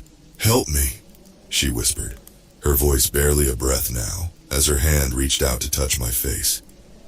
Everything went black. When I came to, I was lying on the floor, the cold seeping into my bones. My head throbbed, and there was a sharp pain in my ankle that shot up my leg every time I shifted. I blinked against the darkness, the only light in the cabin coming from the flickering porch bulb outside. For a moment, I thought maybe it had all been a nightmare, a twisted hallucination brought on by exhaustion. But then I saw the blood. It wasn't a trickle. It wasn't just a few droplets like you'd expect from a cut or scrape. No, the floor was slick with it, a thick pool of dark, viscous liquid spreading across the wooden planks. And it wasn't just mine. I turned my head, heart hammering in my chest as I looked toward the door. She was gone. The woman thing. Whatever it was that had attacked me was nowhere to be found. The door hung crooked on its hinges, busted open from her earlier assault, but there was no trace of her. Just the blood. The thick black blood that coated everything. My clothes, my hands, the floor. I staggered to my feet, every muscle screaming in protest. My ankle was still bleeding, but the pain felt dull, like I was moving through a fog. I limped over to the radio on the desk, heart pounding in my throat. I didn't care about the rules anymore. Midnight or not, I needed help. I grabbed the radio, pressing the button hard enough that my fingers turned white. "Ranger Thompson," I said, my voice trembling. "I need assistance. There's something attacked me. I don't know what it was. Please send backup." Static, nothing but the familiar hiss of dead air. I tried again, my voice more desperate this time. "Anyone, please. I'm at Big Meadows Station. There's something in the woods." I shot it, but the static crackled to life, cutting me off. But instead of a reply, there was a voice, a low, gurgling voice that sent ice down my spine. "Help me." It was her voice, the same distorted, broken whisper from before. And this time, it wasn't coming from outside. It was coming from the radio. I dropped the device, stumbling back in horror as the laughter returned. Deep, guttural, reverberating through the small cabin like nails on glass. It wasn't just coming from the radio now. It was everywhere, surrounding me. I pressed my hands to my ears, trying to drown it out, but it didn't stop. The laughter grew louder, more twisted, until it felt like my skull would split in two. And then, just as quickly as it had started, the sound vanished. The sudden silence was almost worse, leaving the air thick with an oppressive weight. I stood there, my body trembling, the taste of fear bitter on my tongue. I don't know how long I stayed like that, frozen, listening to the silence. Minutes, hours. Time didn't feel real anymore. But eventually I forced myself to move. I needed to get out of here. I needed to get to the ranger station on the other side of the park. Maybe they could call for backup. Maybe I'd find someone, anyone, who could help. I grabbed my flashlight, the weak beam flickering to life as I limped toward the door. Every step sent a wave of pain shooting up my leg, but I gritted my teeth and pushed through it. The blood on the floor made it slippery, and I nearly fell twice, catching myself on the desk and the wall as I staggered outside. The forest greeted me like a living thing, the trees looming like silent sentinels, their branches reaching out like twisted fingers. The air was thick with fog, swirling around me as I made my way toward the trail. The darkness seemed to pulse, shifting with each step I took, the silence pressing in on me like a vice. I turned on the radio one last time, desperate for any sign of life. Ranger Thompson to base, I said, my voice barely above a whisper. Please, anyone. I need... The radio crackled, but this time there was no voice. There was no laughter. There was music. It was soft at first, almost soothing. A faint lilting tune that felt out of place in the dead of night. It sounded like an old lullaby, the kind you'd hear in a dusty music box, something from a long-forgotten time. The melody drifted through the trees, carried on the wind, and despite everything, I felt a strange sense of calm wash over me. But then I noticed something. The music was getting louder, closer. I stopped in my tracks, shining the flashlight into the trees. But there was nothing there. Just the dark shapes of the branches swaying in the breeze. I felt the hair on the back of my neck stand on end. The music was coming from the trees. And then, in the distance, I saw it. A figure. Small, hunched, moving slowly through the fog. I squinted, trying to make out what or who it was, but the darkness made it impossible. Hello? I called out, my voice shaking. The figure stopped. The music stopped. And for a long moment, there was nothing. Just the quiet rustle of the leaves and the soft drip of blood from my ankle onto the ground. Then the figure turned its head. I couldn't see its face, not clearly, but I could feel its eyes on me, cold, hollow, and wrong. The figure stood there for what felt like an eternity, staring at me from the edge of the forest, its body barely visible in the thick fog. Then it started walking toward me, slowly, deliberately. The music started again. I didn't wait to see what it was. I turned and ran. I ran harder than I'd ever run in my life, the pain in my ankle a white-hot flame shooting up my leg with every step. But fear numbed it, the adrenaline coursing through my veins overriding everything else. The forest was alive around me, the trees twisting and groaning as if they were watching, waiting. The fog clung to my skin, cold and thick, swirling in the weak beam of my flashlight. Behind me, I could hear the faint melody, the same eerie music drifting through the air. I didn't dare look back. My breath came in ragged gasps, the taste of copper filling my mouth. Branches scraped at my face, snagging my clothes as I pushed through the underbrush. I needed to get to the main road, to the other ranger station. Maybe someone there could help. Maybe I could radio for backup. Maybe. The music stopped. I froze. My body was shaking, but the sudden silence was even worse than the noise. It pressed in on me, suffocating, the forest around me deathly still. Even the wind had stopped. I turned slowly, shining my flashlight behind me. Nothing, just trees, shrouded in fog, and the dark trail behind me. No figure, no music. For a moment I thought maybe it was over, that whatever was chasing me had disappeared, melted back into the night like a bad dream. But the knot of dread in my stomach told me otherwise. I swallowed hard, forcing myself to keep moving. The trail was narrow here, the trees closing in on either side. Every snap of a twig, every rustle of leaves made my heart leap into my throat. My mind was racing, replaying everything that had happened. The woman, the door, the blood, the thing that wore her face. I didn't know what it was. I didn't know what she was. But there was one thing I did know for sure. I wasn't alone in these woods. I limped onward, the cold air biting at my skin. Every step felt like a lifetime, my senses on high alert, listening for any sound, any sign that the nightmare wasn't over. The silence stretched on, thick and unnatural, broken only by the crunch of my boots on the gravel path. And then I heard it, a rustling, just off the trail to my left. I froze, my breath catching in my throat. I turned, shining the flashlight toward the sound, but the beam barely pierced the thick fog. The trees stood still, unmoving, but I could feel it. Something was out there, watching. "Who's there?" I called out, my voice trembling. No answer. I stepped forward, my hand gripping the rifle. My ankle throbbed. and I felt the slick warmth of blood seeping through my boot. But I ignored it. My pulse pounded in my ears, each second stretching out painfully slow. Then from the darkness came the voice. Help me. It was her. The same soft, broken whisper.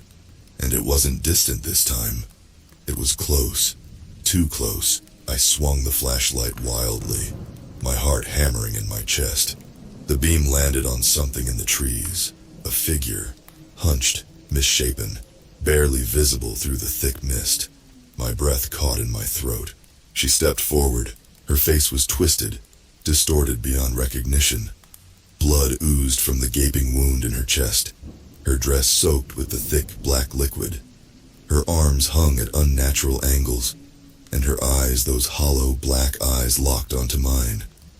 She smiled again, that same horrible too-wide grin that made my skin crawl. Help me, she whispered, taking another step toward me. I stumbled back, nearly tripping over a root, my hand fumbling for the rifle. My heart raced as I pointed it at her, my finger hovering over the trigger. But she didn't stop. She moved closer, her footsteps slow and deliberate like a predator stalking its prey. Her grin widened and I saw the blood dripping from her mouth, staining her teeth. I squeezed the trigger. The gunshot echoed through the forest, loud and deafening in the stillness. She didn't flinch. The bullet hit her square in the chest, right where the first one had. But just like before, she didn't stop. Her body jerked from the impact, but she kept coming, her smile never wavering. I fired again, and again. Each shot was met with the same eerie silence. The bullets didn't matter. They didn't hurt her. Nothing could. Panic surged through me, and I turned to run, my feet slipping on the wet ground. But I didn't get far. Something grabbed my ankle. I hit the ground hard. The wind knocked out of me as I crashed into the dirt. Pain shot up my leg, but before I could scream, I was being dragged. My flashlight tumbled from my hand, its beam spinning wildly in the darkness as I was pulled backward, deeper into the trees. I clawed at the ground, my fingers digging into the dirt, but it was no use. Whatever had me, it was strong. Too strong. I twisted around, kicking wildly with my free leg, and that's when I saw her. She was on the ground, crawling toward me, her broken body twisted and unnatural. Her fingers dug into the earth as she pulled herself closer, her mouth still twisted into that grotesque smile. Her eyes, those black, soulless eyes, never left mine. I screamed, thrashing with all my strength, trying to free myself from her grip. But it didn't matter. She was too close now.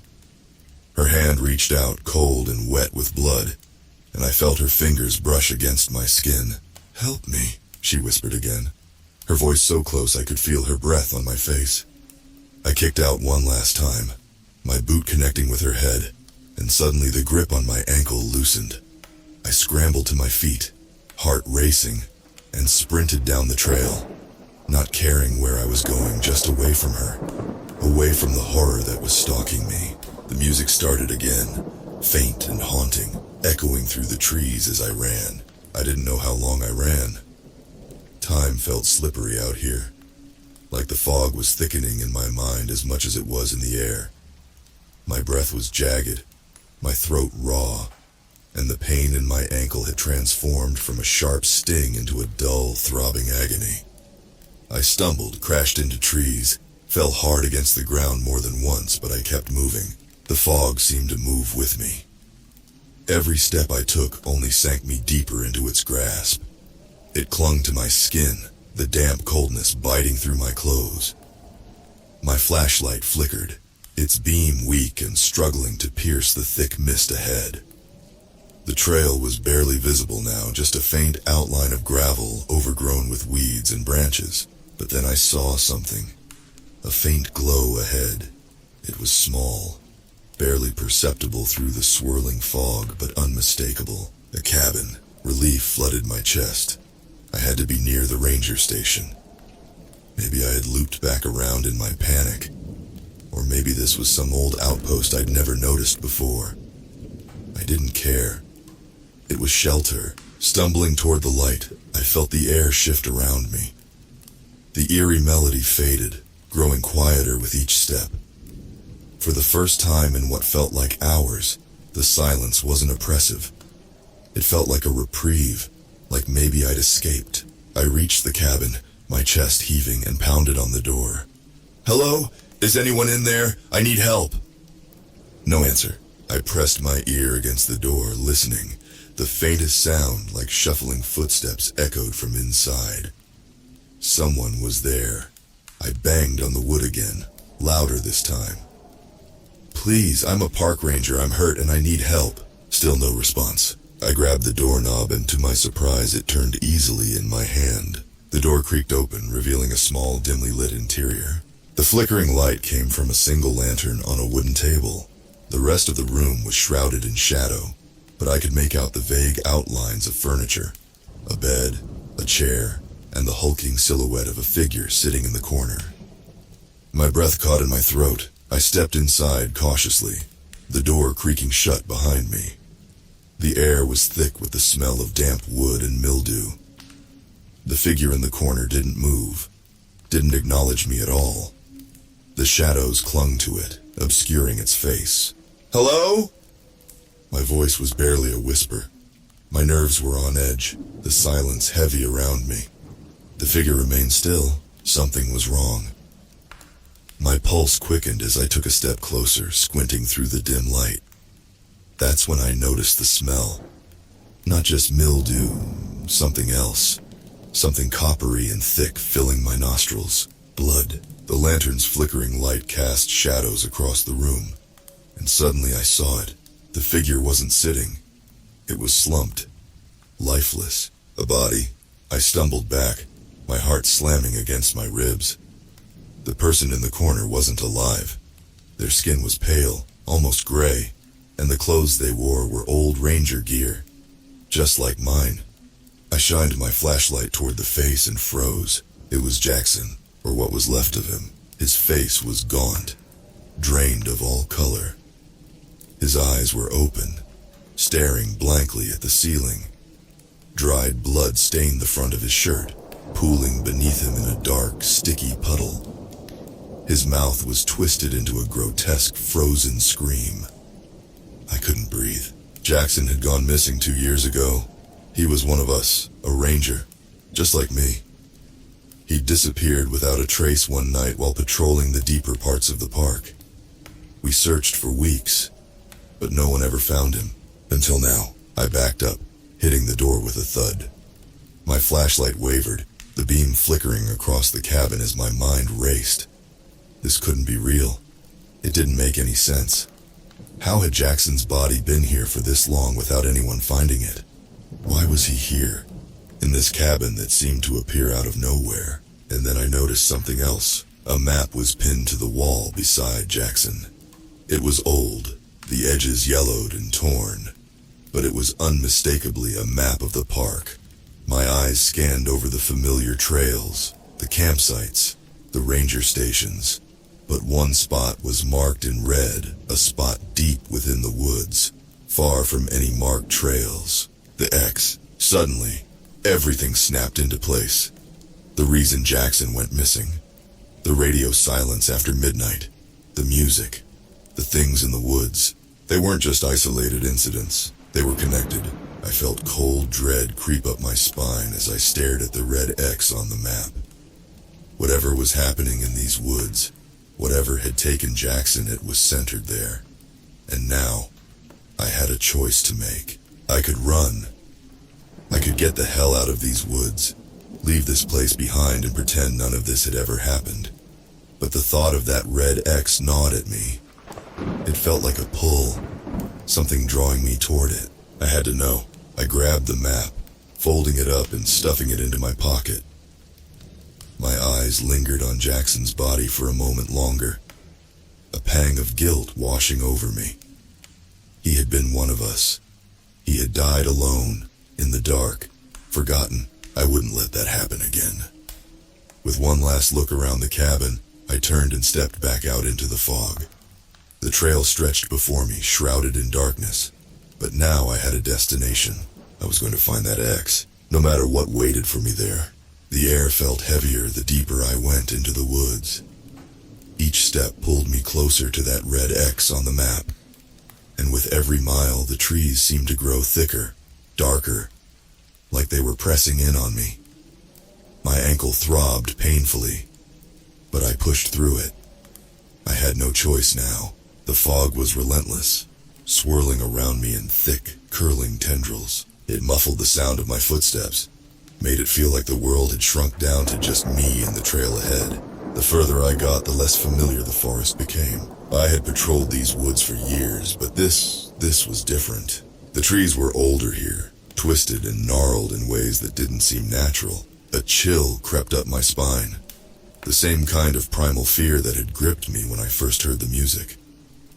Only this time, it wasn't just fear, it was certainty. I was heading straight into the heart of whatever nightmare lurked in these woods. I checked the map again, my fingers trembling as I unfolded it. The red X wasn't far now, maybe another mile. The thought of what I might find there, what had claimed Jackson, what had driven me to this point gnawed at me. But I couldn't stop. I had to know. The trail started to disappear, overgrown with roots and thick brush. The trees around me seemed to close in, their branches reaching out like skeletal arms. My breath came in shallow bursts, the weight of the air pressing down on me. And then, just as I thought I couldn't take another step, I saw it. A clearing. It wasn't big, just a small circle of open space surrounded by towering trees. But in the center stood something that made my blood run cold. A door. It was old, weathered, and entirely out of place, standing upright in the middle of the clearing with no walls around it. Just a door frame and the wooden door, its surface worn and cracked. The sight of it made my stomach churn. It looked exactly like the one I had seen earlier in the ranger station, only this time there was no mistaking what it was. This was the door Jackson had walked through. This was the door that had taken him. I approached it slowly, my hand trembling as I reached out to touch the worn wood. It felt real enough under my fingers, solid and cold. But as I stood there staring at the door, I felt something shift in the air around me. The fog thickened, swirling faster now like it was alive.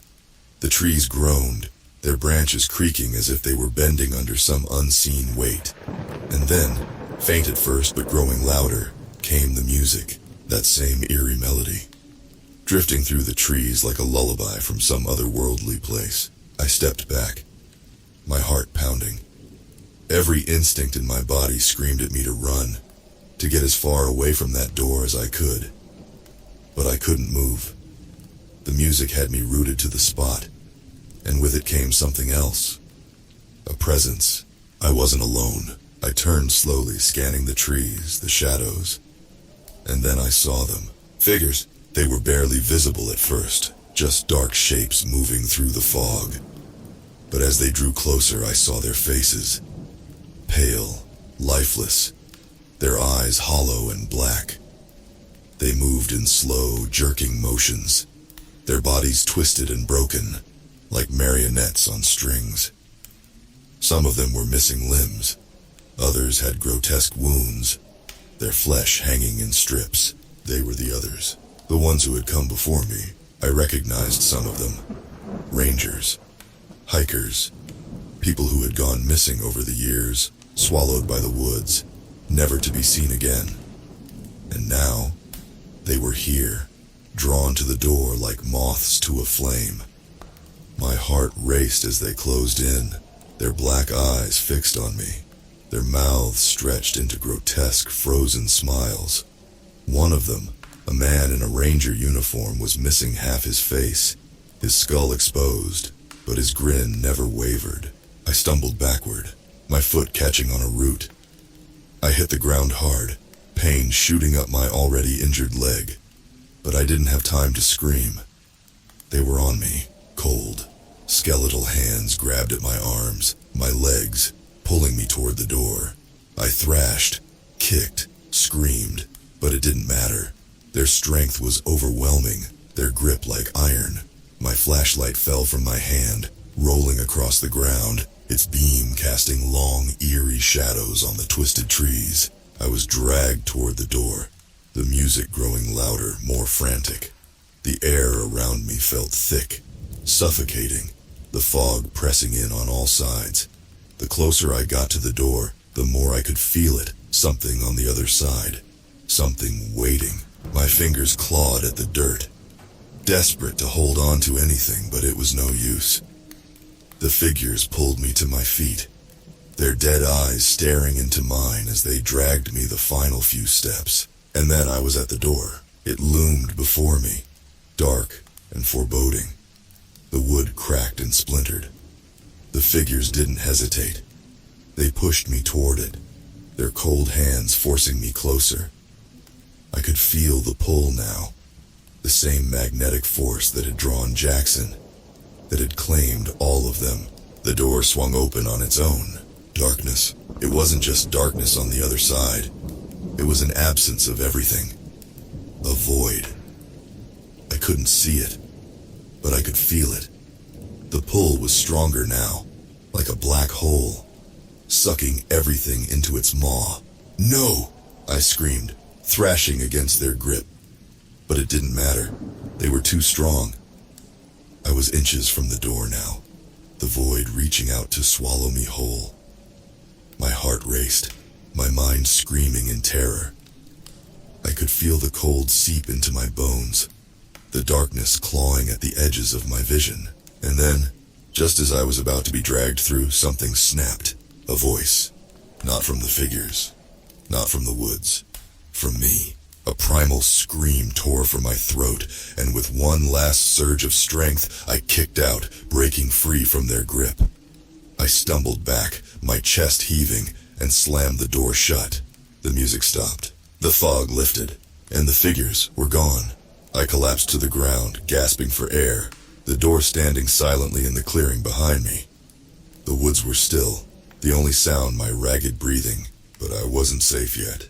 I still had to make it out of these woods alive. I lay on the ground for what felt like hours, my chest heaving, fingers digging into the dirt like it was my last anchor to reality. The door loomed behind me, silent now, but its presence was still overwhelming. My mind raced, replaying everything that had happened, every scream, every hollow-eyed face. The figures were gone, but I could still feel them, their cold, skeletal hands, their dead, lifeless eyes boring into me. I knew I couldn't stay here. The door might be shut, but I had no idea how long it would stay that way.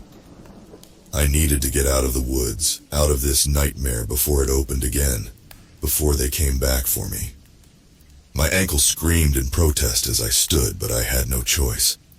I limped back the way I had come, using every ounce of strength left in my body to push forward. The map was crumpled in my hand, the red X burned into my brain, but I didn't need it anymore. I knew the way now. I had walked it, lived it, and all I wanted was to leave it behind. The forest was deathly silent as I moved. No birds, no wind, no rustling leaves, just an oppressive, crushing silence that seemed to seep into my bones. Every step felt like a battle, the weight of the woods pressing down on me with each passing minute. The fog had lifted, but the darkness remained, thick and inescapable. The deeper I went, the more I started to notice the things I had missed before.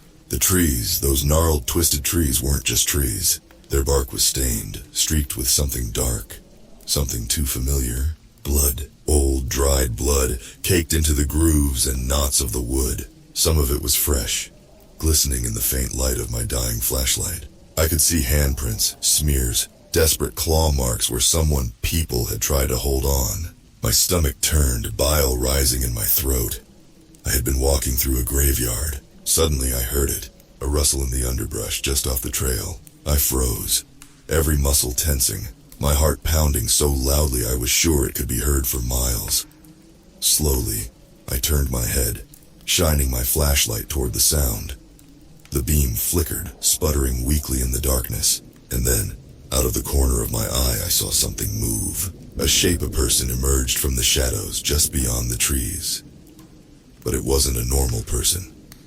I knew that immediately. Their movements were jerky, disjointed, like a puppet with its strings cut. Their skin was pale, almost translucent. Their eyes black, empty voids that seemed to swallow the light. It was one of them, one of the figures. My blood ran cold as more figures stepped out of the shadows one by one.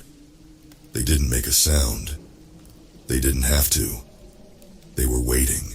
I limped faster, nearly tripping over roots and rocks as I forced my legs to keep moving. The figures followed me, their black eyes fixed on me, their twisted, grotesque bodies moving unnaturally through the trees. Some crawled, some walked, but they all kept pace with me, always just on the edge of the light, just beyond reach. Panic gripped me, but I knew I couldn't run. I was already barely holding it together. My ankle was throbbing, and my lungs burned with every breath. All I could do was keep moving, keep hoping that the figures wouldn't close in. I didn't know how far I had gone when I finally saw it, the ranger station just ahead. Relief flooded my chest. The lights were on, a beacon in the suffocating darkness. I stumbled toward it, nearly collapsing on the front steps. I threw open the door and slammed it shut behind me, leaning against it as if I could physically hold the nightmares at bay. My breath came in ragged gasps, my entire body trembling. But inside it was quiet. Too quiet. The radio crackled to life, cutting through the silence. "Ranger 21, do you copy?" My heart skipped a beat. It was Jackson's voice. No, it couldn't be. Jackson was gone. I had seen him disappear, taken by whatever was out there. But his voice, clear as day, came through the radio, calm and steady. "Ranger 21, do you copy?" I froze, staring at the radio like it was a snake about to strike. I didn't dare move, didn't dare breathe. The voice came again, this time louder. "Ranger 21, answer me." I swallowed hard, my throat dry as sandpaper. My hand trembled as I reached for the radio, hesitating for a moment before picking up the receiver. "Jackson?" My voice was barely a whisper, but it was all I could manage. Silence. Then, after what felt like an eternity, the voice came back. But this time, it wasn't calm. It wasn't steady. It was laughing. The sound was distorted, broken, like it was coming from 100 different mouths at once. It echoed through the station, bouncing off the walls, growing louder and more maniacal with every second. And then I heard the scratching. Slow, deliberate scratching at the windows, at the door, all around me. I backed away from the radio, my blood turning to ice. The laughter on the other end twisted into something else, something darker, something hungry. "They're coming for you," the voice hissed. "They never leave the forest, Ranger, and now neither will you." I whipped around just in time to see a hand press against the glass of the window. Pale, skeletal fingers smeared with blood. More hands followed, dozens of them. And behind them, those faces, the figures. They were here. I grabbed my rifle, hands shaking as I fumbled to load it. My mind raced, panic blinding me. There was no way out, no escape. They had followed me from the woods. The door hadn't stopped them. Nothing could stop them. The scratching grew louder, more frantic. And then the door buckled, the wood splintering under the weight of them. I raised the rifle, but deep down, I knew it wouldn't matter. The door exploded inward, and the figures swarmed into the station. I fired blindly, but they kept coming, their twisted bodies filling the room, their dead eyes fixed on me. I screamed as they closed in, their hands cold and clawing, their mouths twisted into those sick, grotesque grins. The music returned, deafening now, drowning out everything else. And then, darkness. There's a reason we never radio after midnight. Now I know why.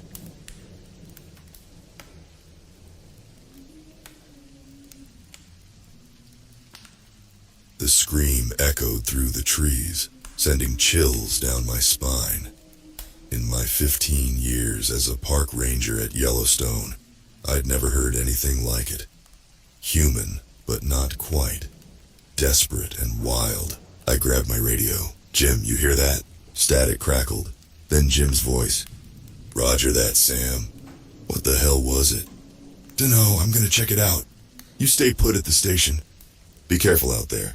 I clipped the radio to my belt and grabbed my gear. Flashlight. First aid kit. Knife. The woods were getting dark.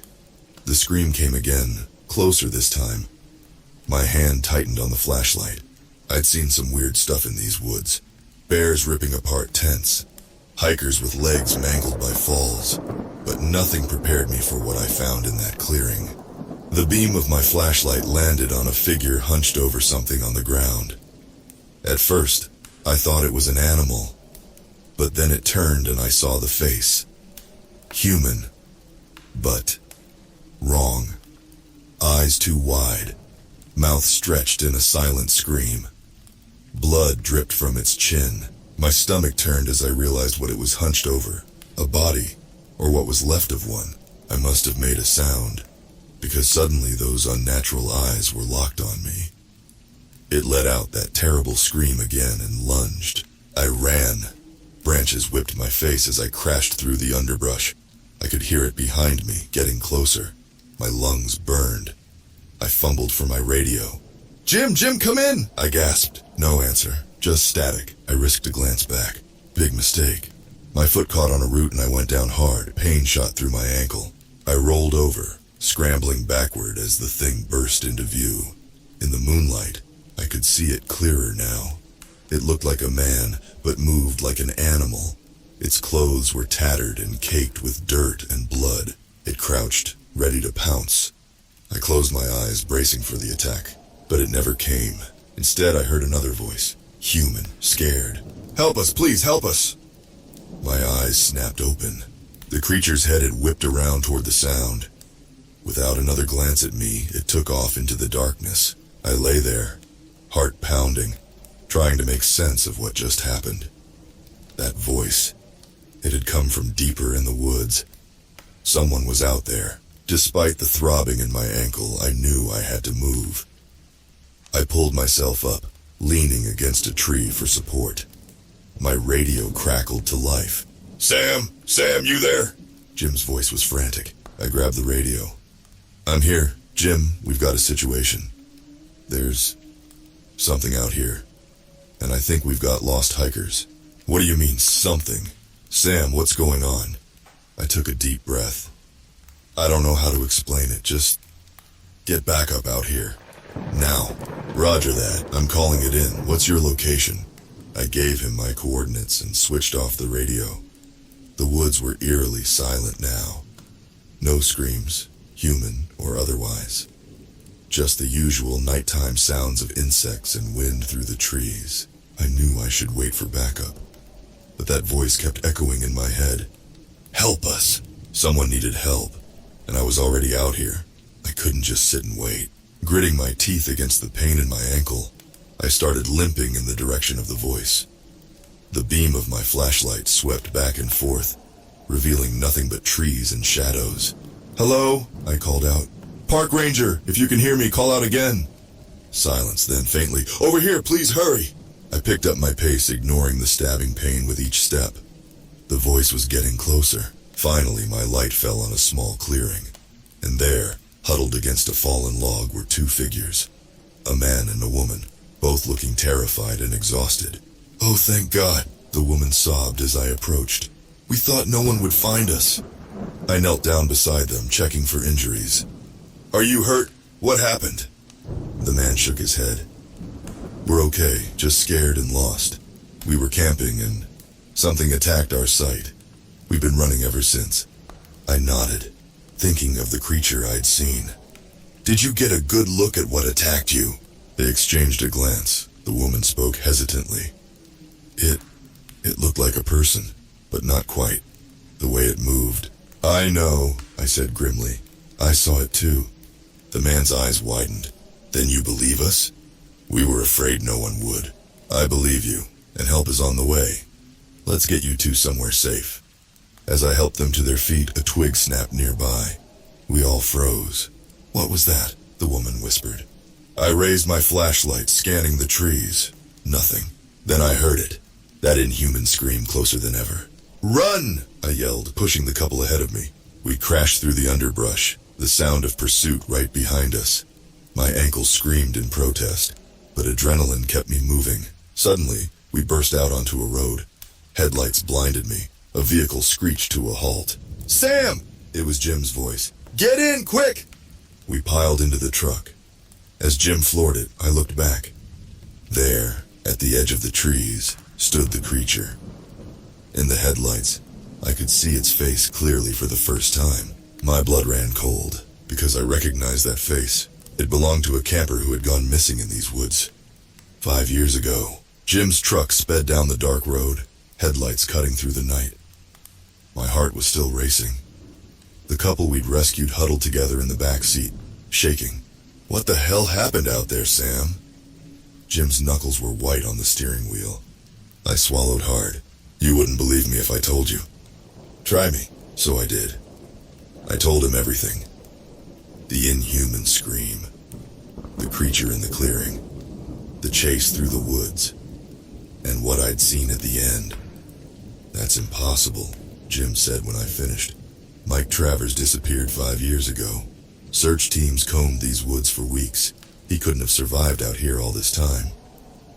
I know what I saw, Jim. The woman in the back seat leaned forward. He's telling the truth. We saw it too. It wasn't human anymore. Jim's eyes met mine in the rearview mirror. I could see the fear there, mixed with disbelief. We need to call this in, I said. Get a full search team out here. Jim nodded, reaching for the radio. That's when we heard it. That awful scream. Somehow keeping pace with the truck. It's following us, the man in the back whimpered.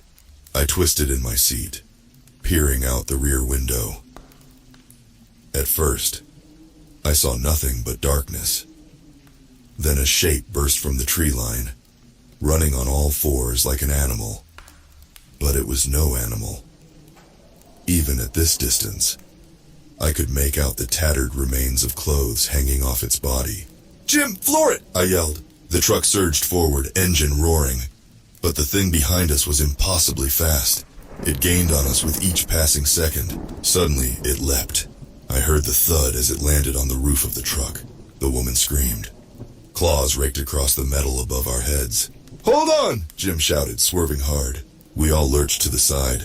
I heard a screech of claws on metal, then a heavy thud as the creature was thrown from the roof. Jim didn't slow down. We sped on through the night, all of us too terrified to speak. Finally, the lights of the ranger station came into view. Jim screeched to a halt and we all tumbled out. Inside now, I ordered, ushering everyone through the door. I slammed it shut behind us, throwing the deadbolt. For a moment, we all just stood there, panting and wild-eyed. What now? The woman asked, her voice barely above a whisper. Before I could answer, the radio crackled to life. This is search and rescue. We're en route to your location. Estimated time of arrival, 20 minutes. Jim grabbed the radio. Copy that. Be advised, we have a situation here. Approach with caution. I sank into a chair, the adrenaline fading and the pain in my ankle returning full force. The couple huddled together on a bench, still shaking. I'm Sam, I said, realizing we hadn't even introduced ourselves. This is Jim. What are your names? I'm Lisa, the woman said. This is my husband, Tom. We were just supposed to be on a weekend camping trip. We never imagined. Her voice trailed off, fresh tears welling in her eyes. It's okay, I said, trying to sound reassuring. You're safe now. We'll get this sorted out. But even as I said it, I wasn't sure I believed it. The image of Mike Travers' twisted face kept flashing in my mind. A man who'd been missing for 5 years, somehow transformed into that thing. Sam, Jim called from the window. You need to see this. I limped over, peering out into the darkness. At first, I saw nothing. Then I noticed movement at the edge of the trees. Not just one shape, but several. Dark figures, hunched and animal-like, prowling just beyond the reach of the floodlights. Oh God, Lisa whispered, coming up behind us. There's more of them. A chill ran down my spine as I realized she was right. Whatever had happened to Mike Travers, it wasn't an isolated incident. The radio crackled again. This is search and rescue, 5 minutes out. Do you copy? Jim grabbed the radio. Copy that. But listen, you need to be careful. There's something out here. Multiple hostiles. They're fast and they're strong. And they used to be human. There was a long pause, then, say again? Before Jim could respond, one of the shapes darted forward into the light. We all recoiled from the window. It was another lost hiker, Jenny Mills, who'd vanished 2 summers ago. But like Mike, she wasn't human anymore. Her eyes were wild, her mouth stretched in a silent snarl. She crouched there, staring at the station with an unnatural stillness. Then she threw back her head and let out that bone-chilling scream. The others joined in, a chorus of inhuman wails that made my blood run cold. What do they want? Tom asked, his voice shaking. I shook my head, unable to tear my eyes away from the nightmare unfolding outside. I don't know, but whatever's happened to them, I think they want it to happen to us too. The screaming stopped abruptly. In the silence that followed, we heard the distant sound of engines. Search and rescue was almost here. Jenny's head snapped toward the sound. Then, as one, the pack of former humans melted back into the shadows of the forest. Where are they going? Lisa asked. A horrible realization dawned on me. They're heading for the search and rescue team. We have to warn them. Jim was already on the radio, frantically trying to relay the danger. But all we got back was static. I grabbed my gear, ignoring the pain in my ankle. Jim, stay here with them. I've got to try to head off that team before it's too late. Sam, you can't go out there alone, Jim protested. I met his eyes, seeing my own fear reflected there. We don't have a choice. If those things reach the team first... I didn't finish the sentence. I didn't need to. We all knew what was at stake. With a deep breath, I unlocked the door and stepped out into the night. The beam of my flashlight swept across the empty clearing. But I knew they were out there, watching, waiting, and I was walking right into their territory. The forest was alive with shadows. Every rustle of leaves, every snap of a twig sent my heart racing. I tried to move quietly, but my injured ankle made it impossible. Each step was agony, and I knew I was leaving an easy trail to follow. I kept my flashlight beam low, sweeping it back and forth across the ground. The last thing I wanted was to announce my presence to those things. But I needed to find the search and rescue team before it was too late.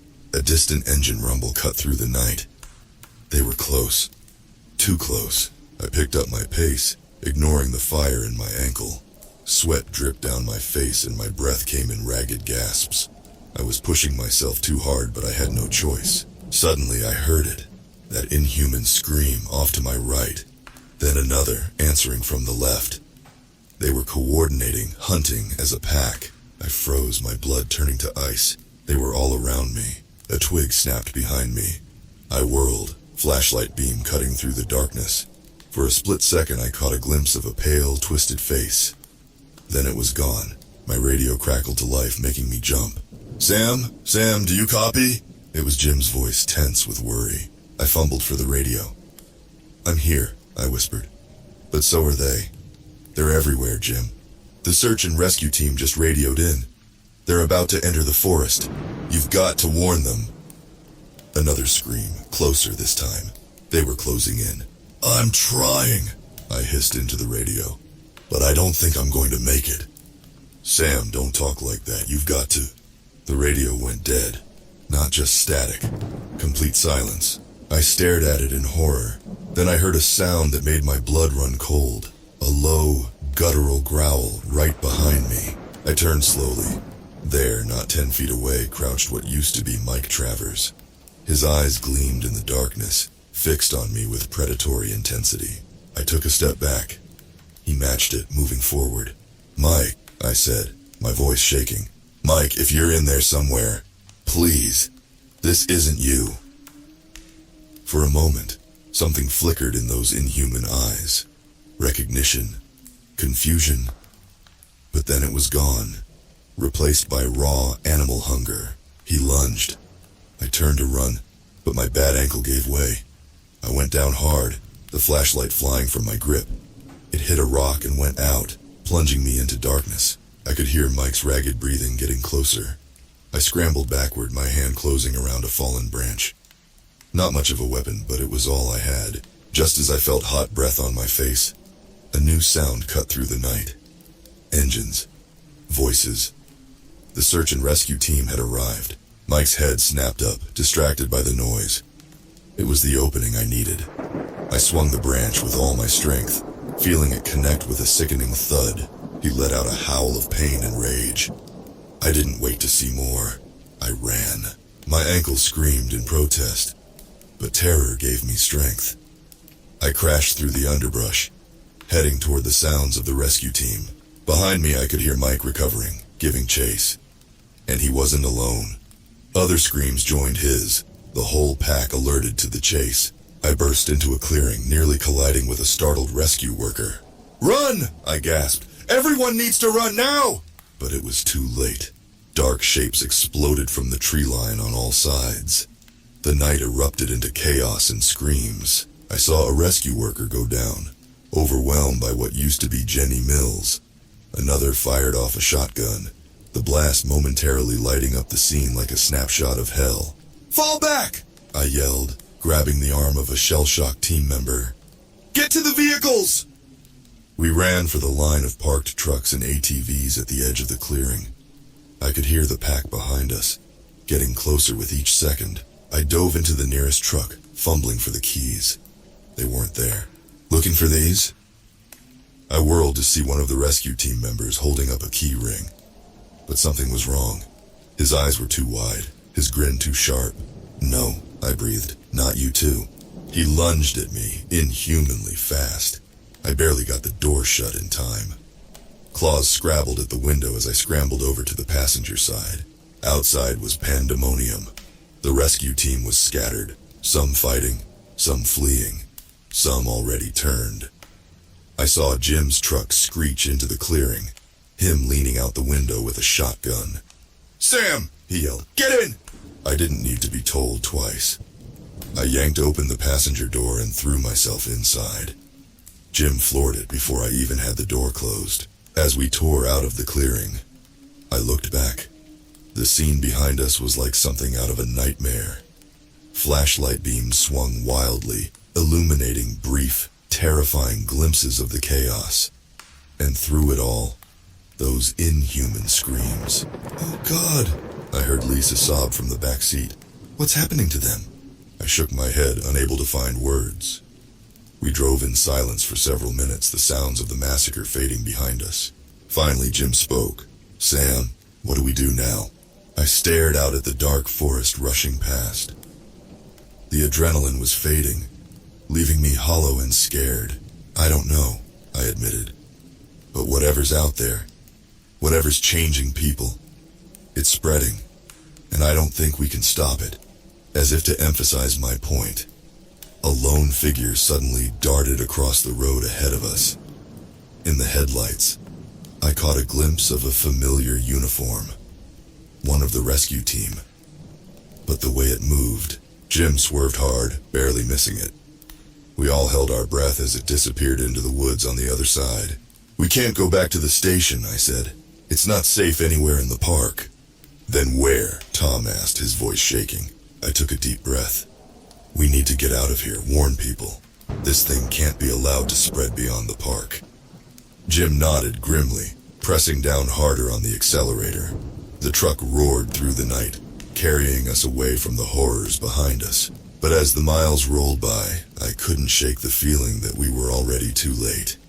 That what we'd seen tonight was just the beginning of something much, much worse. And somewhere out in those dark woods, the creatures that used to be our friends and colleagues were watching, waiting, ready to spread their infection to the unsuspecting world beyond. The first rays of dawn were breaking over the horizon as we finally cleared the park boundaries. Jim's truck was running on fumes, and we were all exhausted. None of us had slept. How could we, after what we'd seen? We pulled into a small gas station just outside the park. The cheerful, "Welcome to Grizzly Falls" sign seemed like a sick joke now. "I'll fill up," Jim said, his voice hoarse. "Sam, see if you can get us some supplies. We need to figure out our next move." I nodded, limping towards the convenience store. My ankle was a swollen mess, but that was the least of our worries now. The bell jingled as I entered. The clerk, a bored-looking teenager, barely glanced up from his phone. On the TV above the counter, a perky morning news anchor was mid-sentence. "Reports of disturbances in Yellowstone National Park. Authorities have closed all entrances to the park, citing safety concerns. We'll bring you more information as it becomes available." My blood ran cold. They had no idea what they were dealing with. I grabbed water, energy bars, and a first aid kit. As I approached the counter, the clerk finally looked up. His eyes widened. "Dude, are you okay? You look like you've been through hell." I managed a weak smile. "Rough night camping. Say you haven't seen anyone else come through here from the park, have you? Maybe acting a little strange?" The clerk shook his head. "Nah, man. You're the first customers I've had all morning. Why, something going on up there? Just be careful," I said, paying for the supplies. "And maybe think about closing up shop for a day or two." He gave me a confused look, but I was already heading for the door. Back at the truck, I distributed the supplies. Lisa was dozing fitfully against Tom's shoulder. Jim was on his phone, frowning. "Can't get through to anyone at the station," he said as I approached. "All the lines are busy." A pit formed in my stomach. "You don't think?" Jim's grim expression said it all. If the infection had spread to the station, the entire park staff could be compromised by now. "We need to warn people," Tom said, his voice barely above a whisper. "No one knows what's really happening in there." I nodded. "But who's going to believe us? We'll sound crazy." "We have to try," Lisa said, fully awake now. "If we don't, more people will die or worse." She was right. I took a deep breath. "Okay. There's a regional FBI office in Bozeman. It's about a 3-hour drive from here. If we can get them to listen, maybe they can contain this thing before it spreads further." Jim started the truck. "It's worth a shot, but we should avoid main roads. If those things have gotten out of the park," he didn't need to finish the thought. We all knew the nightmare scenario we were facing. As we pulled out of the gas station, I caught sight of the clerk watching us from the window. The confused look on his face haunted me. How many more innocent people were about to have their worlds turned upside down? We took back roads winding through small towns and farmland. Every person we saw going about their normal day felt like a punch to the gut. They had no idea what was coming. About an hour into our journey, Jim suddenly slammed on the brakes. "Oh God," he whispered. There, in the middle of the road, was a crashed car. It had plowed into a tree, the hood crumpled like aluminum foil. But it wasn't the wreck that made us all hold our breath. It was the long, dark scratches down the driver's side door, and the smears of blood on the shattered windshield. "We should check for survivors," Lisa said, but her voice shook with fear. I nodded, though every instinct screamed at me to drive away. "Jim, keep the engine running. Tom, you stay with the truck. Lisa, you're with me." We approached the wreck slowly, every sense on high alert. The quiet was oppressive, broken only by the tick-tick-tick of the car's cooling engine. I peered through the broken window. The interior was a nightmare of blood and shredded upholstery, but no bodies. "Sam," Lisa's voice was tight with fear. "Look." She pointed to the ground. A trail of blood led from the driver's side into the woods. Before I could respond, we heard it. That familiar, inhuman scream, close, too close. "Run!" I yelled. We sprinted back to the truck. I shoved Lisa in ahead of me, then dove in after her. "Go, go, go!" I yelled at Jim. He floored it. In the rearview mirror, I caught a glimpse of movement at the tree line. A figure, hunched and feral, watching us speed away. We drove in tense silence for several miles before anyone spoke. It's spreading faster than we thought, Tom said, his voice hollow. I nodded grimly. Those things must have gotten out of the park sometime in the night. Who knows how far they've gotten by now? We need to call someone, Lisa insisted.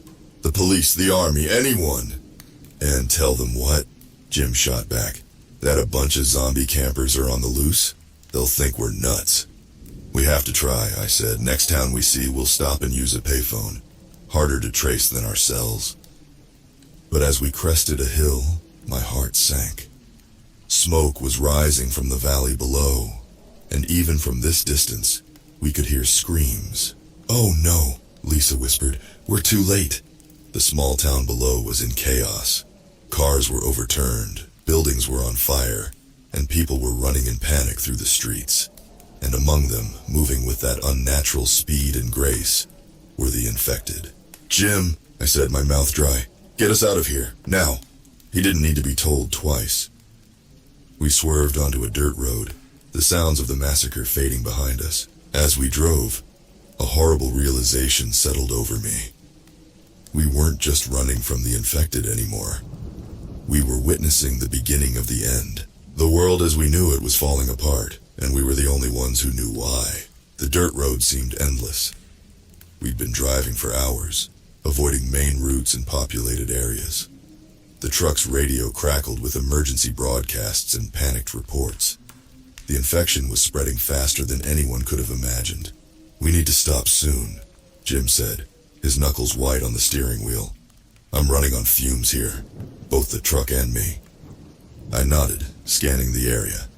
We were in farm country now, rolling hills dotted with isolated homesteads. There, I pointed. That barn looks abandoned. We can hole up there for a bit, try to figure out our next move. Jim pulled off the road, cutting the engine as we rolled to a stop behind the weathered structure. For a moment, we all just sat there, the silence oppressive after hours of driving. What if, Lisa's voice was barely a whisper, what if there's no stopping this? Nobody answered. We couldn't face that possibility, not yet. We made our way into the barn, alert for any sign of danger. The musty interior was empty save for some old farm equipment and piles of moldy hay. It would have to do. I'll take first watch, I said, settling near the door with a clear view of the approach. The rest of you try to get some sleep. We'll need our strength. As the others tried to make themselves comfortable, I found myself staring at my hands. They were caked with dried blood and dirt. Whose blood? Mine? One of the infected? I couldn't remember anymore. The hours crawled by. Every distant sound made me tense, imagining those twisted forms emerging from the darkness. But nothing came. Just before dawn, Tom relieved me.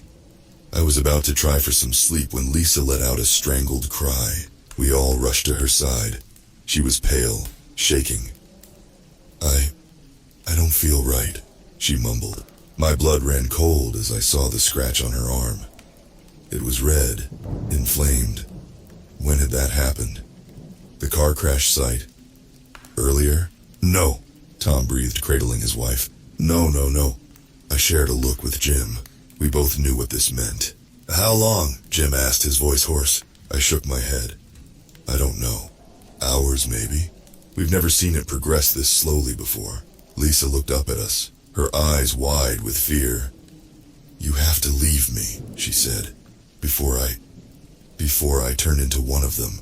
No way, Tom said fiercely. We're not leaving you. There has to be something we can do, a cure or... But we all knew there was no cure. Not yet anyway. Maybe?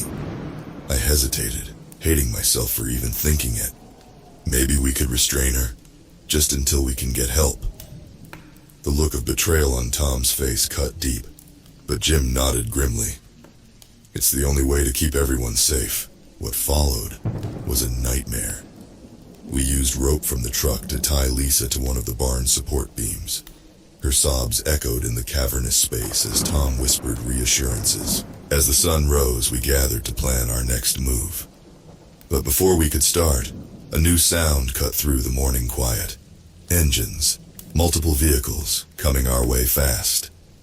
We peered out through the barn's cracks, A convoy of military trucks was rolling down the road, led by a Humvee with a mounted gun. "Thank God," Jim breathed. "The cavalry's here." But something felt off. The way they moved, scanning the area. They weren't here to help. They were hunting. "Get down," I hissed. Just as the Humvee's spotlight swept over the barn, we huddled in the shadows, hardly daring to breathe. The vehicles rolled to a stop outside. "Clear the structure," a voice barked. "Shoot anything that moves. We can't risk further contamination." My heart raced. They weren't here to save us.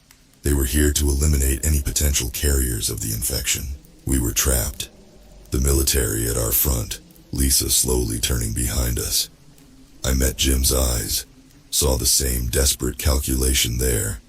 We might be able to talk our way out of this, explain that we weren't infected. But Lisa, Tom seemed to read our thoughts. "No," he said, his voice hard. "We're not leaving her. She's still my wife." Before we could stop him, he stood up and walked to the barn door. "Hey!" he shouted. "We're in here! We need help!" Everything happened so fast after that. The door burst open. Soldiers poured in, weapons raised. I saw Tom's hands go up, heard him trying to explain. Then Lisa screamed. But it wasn't her voice anymore. It was that horrible, inhuman sound we'd come to fear. The soldiers opened fire. In the chaos, Jim and I managed to slip out a side door. We ran, the sound of gunfire and inhuman shrieks fading behind us. We didn't stop running until we couldn't anymore, collapsing in a distant field. As we caught our breath, the reality of what just happened hit me like a punch to the gut. Tom and Lisa were gone. We were alone now, caught between the infected and a military that saw us as a threat. "What do we do now?" Jim asked, his voice hollow. I stared at the horizon, where pillars of smoke rose from distant fires. The world was falling apart, and we were right in the middle of it. "We survive," I said finally, "and we find a way to stop this, somehow." As if in answer, a scream echoed across the field. That familiar, horrifying sound. And it was coming closer. We shared a look of grim determination. Then we got up and started running again, because that's all we could do now. Run, survive, and pray that somewhere out there was an answer to this nightmare. But deep down, a treacherous voice whispered that maybe there was no stopping this. Maybe this was how the world ended. Not with a bang, but with a scream. Days blurred together as Jim and I moved through a world gone mad. We stuck to the shadows, avoiding both the infected and the increasingly desperate military patrols.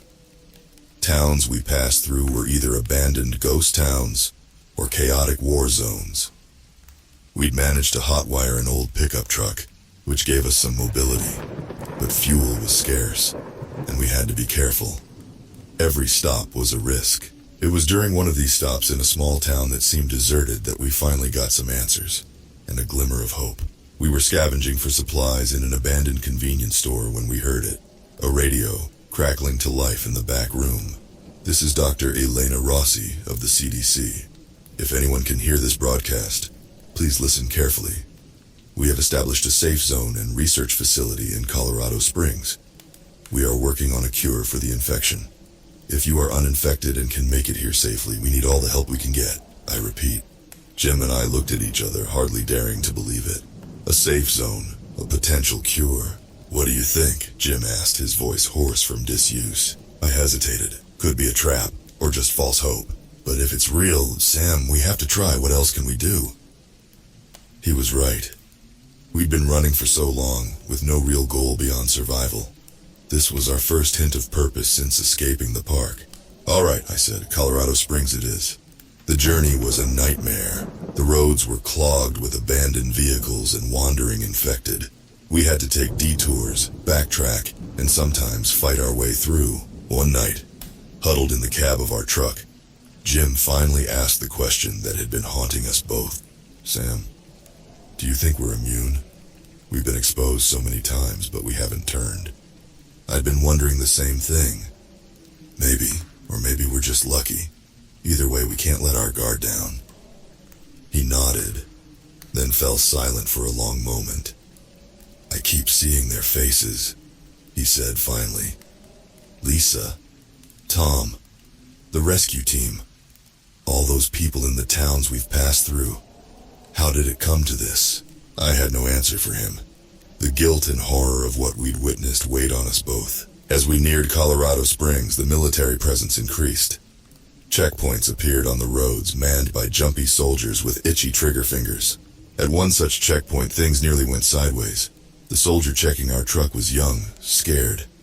When he saw the park ranger patches on our torn uniforms, he freaked out. "They're from the origin site," he yelled, raising his weapon. "Potential carriers!" I raised my hand slowly. "Easy, son. We're not infected. We're trying to reach the CDC facility. Dr. Rossi's broadcast said they needed help." The soldier's finger tightened on the trigger. For a moment, I was sure he was going to shoot us. Then an older soldier stepped in. "Stand down, Murphy," he barked. "These men could have valuable information." He turned to us. "You say you're from Yellowstone, the place where this all started?" We nodded. The older soldier made a decision. "All right, you can pass, but you'll be under guard until we can get you cleared by the docks." Finally, we were brought before Dr. Rossi herself. She was a small woman with fierce eyes and a no-nonsense demeanor. "So," she said, looking us over, "you're from Ground Zero. Tell me everything." For hours, we recounted our story. The first encounters in the park, the rapid spread of the infection, everything we'd seen and experienced since. Dr. Rossi listened intently, taking notes. When we finished, she sat back with a heavy sigh. "Your information confirms some of our theories," she said, "but it also raises new questions. We've been working on a cure, but progress has been slow. The infection mutates rapidly, making it hard to pin down." "But you think you can stop it?" Jim asked, a note of desperate hope in his voice. Dr. Rossi's face was grim. "We have to, because if we can't, humanity as we know it is finished." She stood, pacing the room. "There's something you should see," she said finally. She led us to a large window overlooking a secure courtyard. What I saw there will haunt me for the rest of my life. Dozens of infected, in various stages of the transformation, were contained in individual cells. Some were still recognizably human, screaming and clawing at the walls. Others had changed so much they barely looked human at all. "Oh God," Jim whispered. "What's happening to them?" Dr. Rossi's voice was clinical, but I could hear the underlying horror. "The infection doesn't just change the body, it rewrites the victim's entire genetic code. We think it's trying to create some kind of hybrid species. Part human, part something else." I couldn't tear my eyes away from the nightmare before us. "Something else? What do you mean?" She shook her head. "We don't know. The DNA we've sequenced from the later stages, it's like nothing we've ever seen before. It's not just mutated human DNA. There are entirely new sequences, origins unknown." A chill ran down my spine. "Are you saying this infection, it's not from Earth?" Dr. Rossi met my eyes. "I'm saying we don't know what we're dealing with, but we need to figure it out fast. Because every day we lose more ground, more people turn, and the infected, they're getting smarter, organizing." As if to emphasize her point, an alarm suddenly blared through the facility. Red lights flashed in the hallway. "Perimeter breach," a voice shouted over the intercom. "All personnel to battle stations." Dr. Rossi's face went pale. "They're here," she whispered. "They found us." Outside the window I could see dark shapes moving in the distance. Hundreds of them, maybe thousands, all converging on the facility. The infected had arrived, and with them, perhaps the final chapter of humanity's story. As alarms blared and people rushed to defend the last bastion of hope for a cure, I couldn't help but think back to that first night in Yellowstone, when I'd heard that scream in the woods and gone to investigate. If I had known then what I know now, would I have done anything differently? Or was this always how it was going to end? The infected howled in the distance, a sound that still chilled me to the bone. But now, it almost seemed like they were calling to us. welcoming us to join them in whatever horrific new world they were creating. As the first sounds of gunfire erupted outside, I steeled myself for what was to come. One way or another, this was going to end here. Either we'd find a way to stop this infection, or we'd become part of it. And honestly, I wasn't sure which outcome terrified me more. Chaos erupted around us. Alarms blared, people shouted, and the sound of gunfire grew closer by the second. Dr. Rossi grabbed our arms.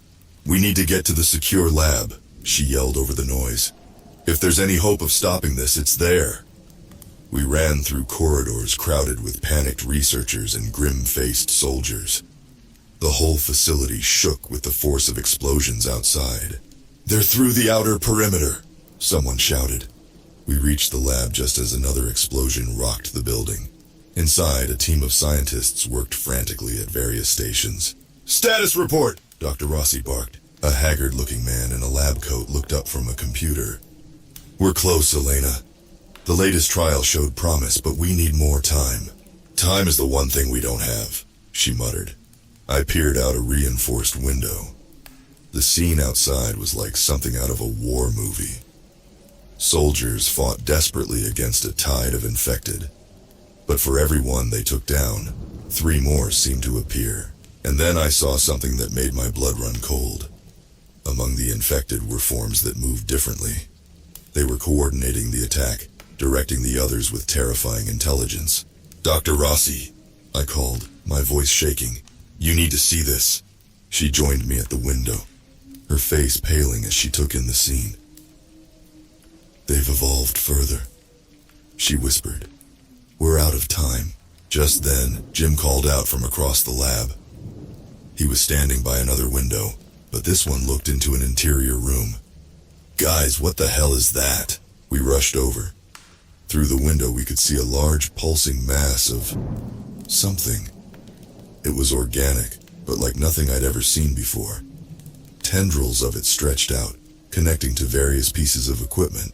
"That," Dr. Rossi said, her voice tight, "is what we think is controlling the infection. We found it in a cave near Yellowstone. It's some kind of hive mind, alien. It's been dormant for who knows how long until we woke it up," I finished, remembering the first missing campers, the ones we'd been searching for when this all began.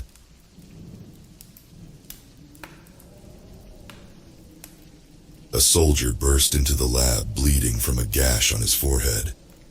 "Ma'am, we can't hold them much longer. You need to evacuate now." Dr. Rossi shook her head. "We're not leaving. This is our last chance to stop this." The soldier looked like he wanted to argue, but another explosion cut him off. "Yes, ma'am," he said, then turned to rejoin the battle. "What can we do?" Jim asked. Dr. Rossi was silent for a moment, thinking.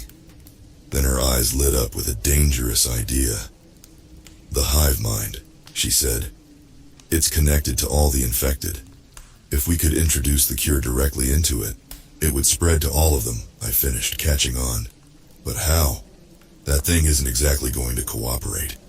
She walked over to a locked cabinet and pulled out a syringe filled with a pale blue liquid. "This is our most promising trial. It's not perfected, but it's our only shot." She handed it to me. "One of you needs to inject it directly into the core of that thing." Jim and I shared a look. We both knew what this meant. Whoever went in there was likely not coming out. "I'll do it," we both said at the same time. Despite everything, I couldn't help but smile. "Jim, old friend, it has to be me. You have a family to get back to." He started to argue, but another explosion rocked the building. Closer this time. We were running out of time. "Okay," he said finally, gripping my shoulder. "Good luck in there, Sam." Dr. Rossi pressed a button, and a door to the containment room slid open. The air that rushed out was hot and fetid. I took a deep breath and stepped inside. The door slid shut behind me with a hiss. I was alone with the alien mass. Up close, it was even more horrifying. Pulses of bioluminescence rippled through it, and I could hear a low, rhythmic throbbing, like a heartbeat. As I approached, tendrils began to reach out towards me. I dodged the first few, but one wrapped around my ankle. Pain shot through me as it tried to pull me in. Fighting against the pull, I raised the syringe. The central mass of the thing pulsed faster, as if it sensed the threat. With a yell, I plunged the syringe into what I hoped was the core of the creature. As I depressed the plunger, the alien mass convulsed violently. Tendrils whipped around wildly, slamming me against the wall. Through the haze of pain, I saw the blue liquid spreading through the creature's mass. It let out a sound, a scream that reverberated through my entire body. Then everything went dark. I don't know how long I was out. When I came to, the first thing I noticed was the silence. The alarms had stopped. The gunfire had ceased. I was still in the containment room. But the alien mass was different. It had lost its color, turning a dull gray. The pulsing had stopped. Groaning, I pulled myself to my feet and stumbled to the door. It slid open at my touch. The lab was a mess, but Dr. Rossi and Jim were still there, looking shell-shocked. Did it work? I managed to ask. Dr. Rossi nodded, tears in her eyes. Look, she said, pointing to the window. Outside, the infected had stopped their attack. They stood motionless, swaying slightly. As we watched, some began to collapse. It's dying, Dr. Rossi whispered. The hive mind is dying and it's taking the infection with it. Over the next few days, reports came in from around the world. The infected were falling. The spread had stopped. Humanity had been given a second chance. But as I stood there in the wreckage of the lab, watching the sun rise over a world forever changed, I couldn't shake a feeling of unease. We had won, yes, but at what cost?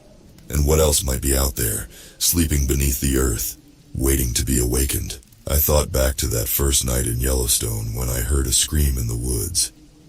I had gone to investigate, thinking I was looking for lost campers, but the lost campers we found weren't the ones who went missing. They were something else entirely. Something that nearly ended us all. As a park ranger, I had always thought my job was to protect people from the dangers of the wilderness. Now I realize the real danger was what we might awaken in that wilderness. The infection is gone, but the memory remains. And late at night, when the world is quiet, I still hear that scream echoing through the trees. A reminder that there are some things in this world, and beyond it, that we were never meant to find.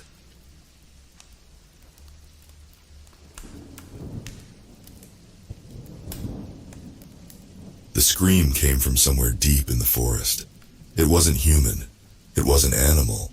It was something else. I've been a park ranger at Yellowstone for 15 years. I thought I'd seen and heard it all. But that sound, it chilled me to my bones. My name's Jack. I'm the guy they send when things get weird in the backcountry. And let me tell you, things have been getting real weird lately. It started about a month ago. Hikers going missing, wildlife acting strange, and those damn screams in the night. I was on my usual patrol, checking the most remote corners of the park. Places where cell phones don't work and GPS signals fade to nothing. The kind of spots where if something goes wrong, you're on your own.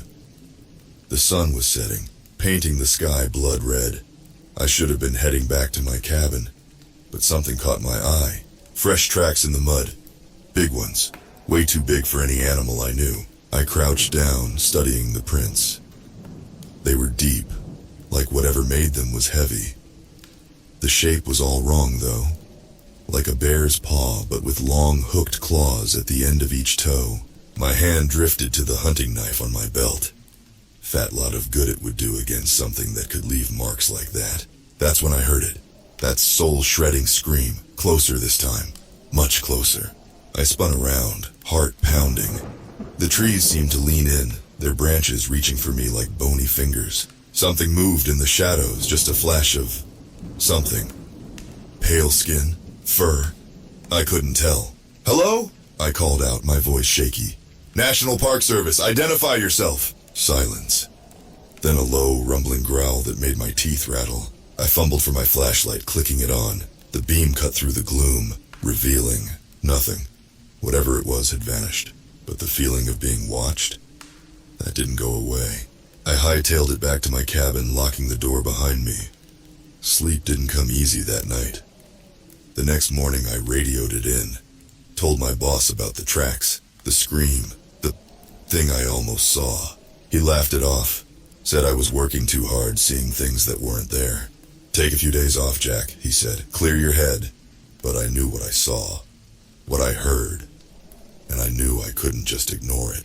So I did what any good ranger would do. I went back out there. This time, I came prepared. I packed enough supplies for a week, my trusty rifle, and a camera to document whatever the hell was going on. The first couple days were quiet, too quiet. No birdsong, no scurrying critters. It was like the whole forest was holding its breath. On the third night, everything went to hell. I was huddled in my tent, trying to sleep despite the eerie silence. That's when I heard it. Footsteps, heavy ones, circling my campsite. I grabbed my rifle, heart racing. "Who's there?" I shouted. The footsteps stopped. Then came a sound that'll haunt me till the day I die. It was like someone was trying to speak, but the words were all wrong, garbled and twisted, like hearing a record played backwards. I unzipped the tent, rifle at the ready, and there it was. It stood at the edge of my campsite, half hidden by shadows. Tall, so damn tall. Had to be 9, maybe 10 feet high. Its body was wrong. Skin pale as a corpse, stretched tight over a frame that was almost human, but not quite. Arms too long, ending in hands with wickedly curved claws. But its face, Jesus, its face. No eyes, just empty sockets. A mouth full of needle-sharp teeth, stretched in a grin that was far too wide. I raised my rifle, finger on the trigger. "Stay back!" I yelled. It cocked its head like a dog trying to understand. Then it spoke again, in that backwards talk that made my skin crawl. I fired a warning shot. The thing didn't even flinch. It took a step forward, then another, those long arms reaching for me. I emptied my rifle into its chest. The bullets hit home. I saw pale flesh tear, but it kept coming. I ran. Didn't even bother to grab my gear. Just booked it into the dark forest, branches whipping my face as I sprinted blindly. I could hear it behind me. Not running, walking, steady, patient. Like it knew I couldn't escape. I don't know how long I ran. Hours maybe. My lungs were on fire, legs ready to give out. Finally, I saw lights ahead. The ranger station, safety. I burst through the door, collapsing on the floor. My colleagues rushed to help, asking what happened. I told them everything. The tracks, the screams, the thing that wouldn't die. They didn't believe me. How could they? It sounded insane. But I knew what I saw. What chased me through the darkness. They gave me time off. Mandatory leave. Said I was suffering from stress. Maybe hallucinations. But I know the truth. Something's out there in the deep woods. Something that doesn't belong. And the really scary part? I don't think it's alone. I've been digging into the park's history. Found old reports. Sightings going back decades. Always dismissed. Always covered up. But I can't let it go. I won't. I'm heading back out there tomorrow. Better armed this time. Better prepared. Because someone has to face this thing. Someone has to stop it. If you don't hear from me again, well, now you know why. And if you're ever hiking in Yellowstone's backcountry, stay alert. Stay on the trails. And if you hear a scream that doesn't sound quite human, run. Run as fast as you can. Because in the deepest, darkest parts of the wilderness, we're not the only ones patrolling anymore. The sun was barely up when I left the ranger station. My colleagues watched me go, their faces a mix of concern and disbelief. They thought I was crazy. Maybe I was. But I knew what I saw out there, and I had to go back. This time, I was packing more than just a rifle. I had a shotgun strapped to my back, loaded with slugs that could drop a grizzly. My pockets were stuffed with extra ammo.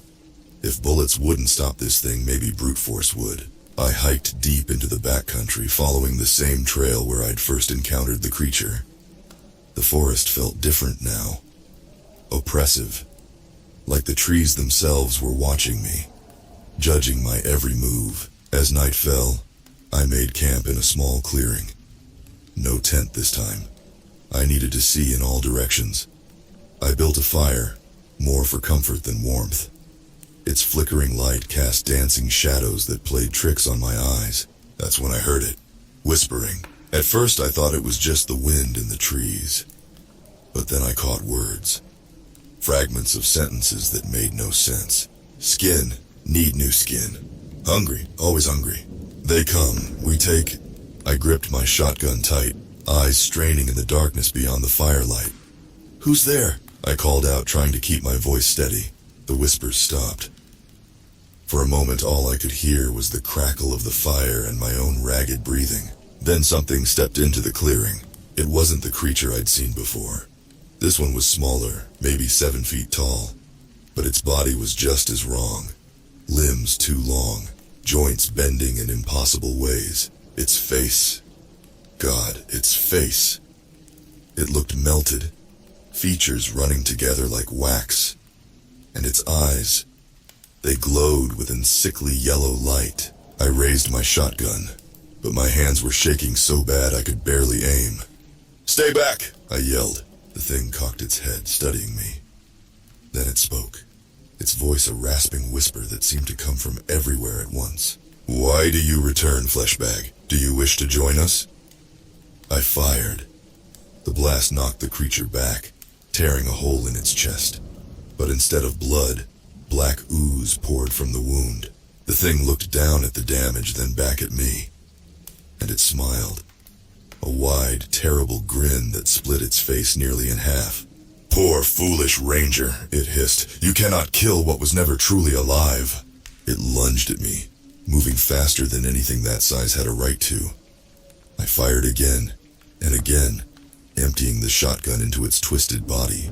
The creature stumbled, black ooze spraying from a dozen wounds, but it kept coming. I turned to run, but my foot caught on a root. I went down hard, the taste of blood filling my mouth as I bit my tongue. Cold, slimy hands grabbed my ankles, dragging me back. I clawed at the ground, desperate for anything to hold on to. "Your skin will do nicely," the thing whispered, its foul breath hot on my neck. In desperation, I reached for my hunting knife. I twisted, slashing blindly behind me. The blade connected, sinking deep into the creature's face. It let out a shriek that made my ears ring, releasing its grip. I scrambled to my feet, not daring to look back. I ran blindly through the forest, branches whipping my face, roots threatening to trip me with every step. Behind me, I could hear something pursuing. Not just one set of footsteps, but many. And those damn whispers growing louder. "Cannot escape. Hours now. Fresh meat." I don't know how long I ran. Hours, maybe. My lungs burned, legs screaming for rest. But I didn't dare stop. As the sky began to lighten with the first hints of dawn, I burst out of the tree line. I was at the edge of one of Yellowstone's famous geyser basins. Steam rose from countless vents and pools, the smell of sulfur thick in the air. The ground felt warm beneath my feet, unstable. I turned, gasping for breath, expecting to see a horde of those things emerge from the forest. But there was nothing, just the wind in the trees and the bubbling of the hot springs. Had I imagined it all? Was I really losing my mind? Then I saw it. A single footprint in the soft mud at the forest's edge. Huge, misshapen, with long claw marks at the end of each toe. Real, it was all real. I sank to my knees, the adrenaline fading, leaving me exhausted and sore. That's when I noticed the burning sensation on my ankle. I rolled up my pant leg, dreading what I might find. There, just above my boot, were 5 distinct marks. Claw marks, red and inflamed, where that thing had grabbed me. As I watched in horror, the skin around the wounds began to ripple and shift, as if something was moving beneath the surface. I knew then that this was far from over. Whatever those creatures were, they had marked me, changed me, and I had a sickening feeling that this was just the beginning. I limped back to the ranger station, my mind reeling. I had to warn someone, had to make them believe me, but as I approached, I saw unfamiliar vehicles parked outside. Black SUVs with tinted windows, men in dark suits talking to my boss. They turned as I got closer, their eyes locking onto me. One of them spoke into a radio, his voice low and urgent. I had a choice to make. Go to them, try to explain everything, or turn and run, knowing what I knew. In that moment I realized a terrifying truth. The creatures in the forest might not be the only monsters I was dealing with. And I had no idea who I could trust anymore. I didn't go to the men in black suits. Every instinct screamed at me to run. So I did. I ducked behind a maintenance shed, heart pounding. Through a crack in the boards I watched as the men searched the area, their faces grim. "Subject is in the vicinity," one said into a radio. "Possible contamination. Proceed with caution." Contamination. The word echoed in my head. I looked down at my ankle, where those claw marks burned like fire. The skin around them had taken on a sickly, grayish tint. I needed answers, and I knew I wouldn't get them from those men. There was only one place to go. Back into the forest. Back to where it all began. I snuck into the ranger station through a back window, grabbing supplies, food, water, first aid kit, and a map of the park's cave systems. If I was going to hide, I needed to go deep. As I was about to leave, I caught sight of myself in a mirror. I looked like hell. Pale, gaunt, dark circles under my eyes. And were those flecks of yellow in my irises? I shook it off. No time to worry about that now. I slipped out of the station and into the woods, moving as fast as I dared. The burn in my ankle was getting worse, spreading up my leg. Each step sent jolts of pain through my body. Night fell. The forest came alive with sounds. Rustling in the underbrush. Whispers on the wind. And something else. A low pulsing hum that seemed to come from the ground itself. I followed the sound, drawn to it like a moth to flame. It led me to the mouth of a cave hidden behind a curtain of vines. The humming was louder here, rhythmic, almost like a heartbeat. I clicked on my flashlight and stepped inside. The beam cut through the darkness, revealing smooth, wet walls that glistened like they were alive. The tunnel sloped downward, leading me deeper into the earth. The air grew thick and humid, filled with a musty, organic smell that made me gag. After what felt like hours, the tunnel opened into a vast cavern. And that's when I saw it. At first I thought it was some kind of fungal growth. A massive, pulsating mass that covered the floor and walls. But as I got closer, I realized the horrible truth. It was made of bodies, hundreds of them, human and animal alike, all fused together into a writhing, living mass. Faces pushed out from the flesh, mouths opening and closing like fish gasping for air. Limbs twitched and squirmed, trying to break free. And in the center of it all was something else. A core, pulsing with sickly yellow light, the same color as the eyes of the creature that attacked me. I stumbled back, bile rising in my throat. But before I could run, a voice spoke, not out loud, but inside my head. "Welcome, Jack," it said. "We've been waiting for you." The mass of flesh rippled, and a figure rose from it. It looked almost human, but its skin was translucent, showing a network of black veins underneath. What is this place?" I managed to choke out. The figure smiled, revealing rows of needle-sharp teeth. "This is the future, Jack. Your future. Our future." It gestured to the pulsating mass. "We've been here for millennia, sleeping beneath the earth. But now we're awake, and hungry." I raised my shotgun, but my arms felt like lead. The burning in my leg had spread, reaching my chest. I could feel something squirming under my skin. "The old world is dying, Jack," the figure continued, "poisoned by its own hand. But we will remake it. Remake you." It reached out a hand, pale fingers elongating into wicked claws. "Join us, Jack. Become part of something greater." I wanted to run, to fight, but my body wouldn't obey. I could feel myself changing, my very cells rebelling against me. In desperation, I raised the shotgun one last time, but I didn't aim at the creature. I aimed at the glowing core. The blast echoed through the cavern. The core erupted in a spray of yellow fluid. A shriek filled the air, so loud it felt like my skull would split. The massive bodies began to writhe and convulse.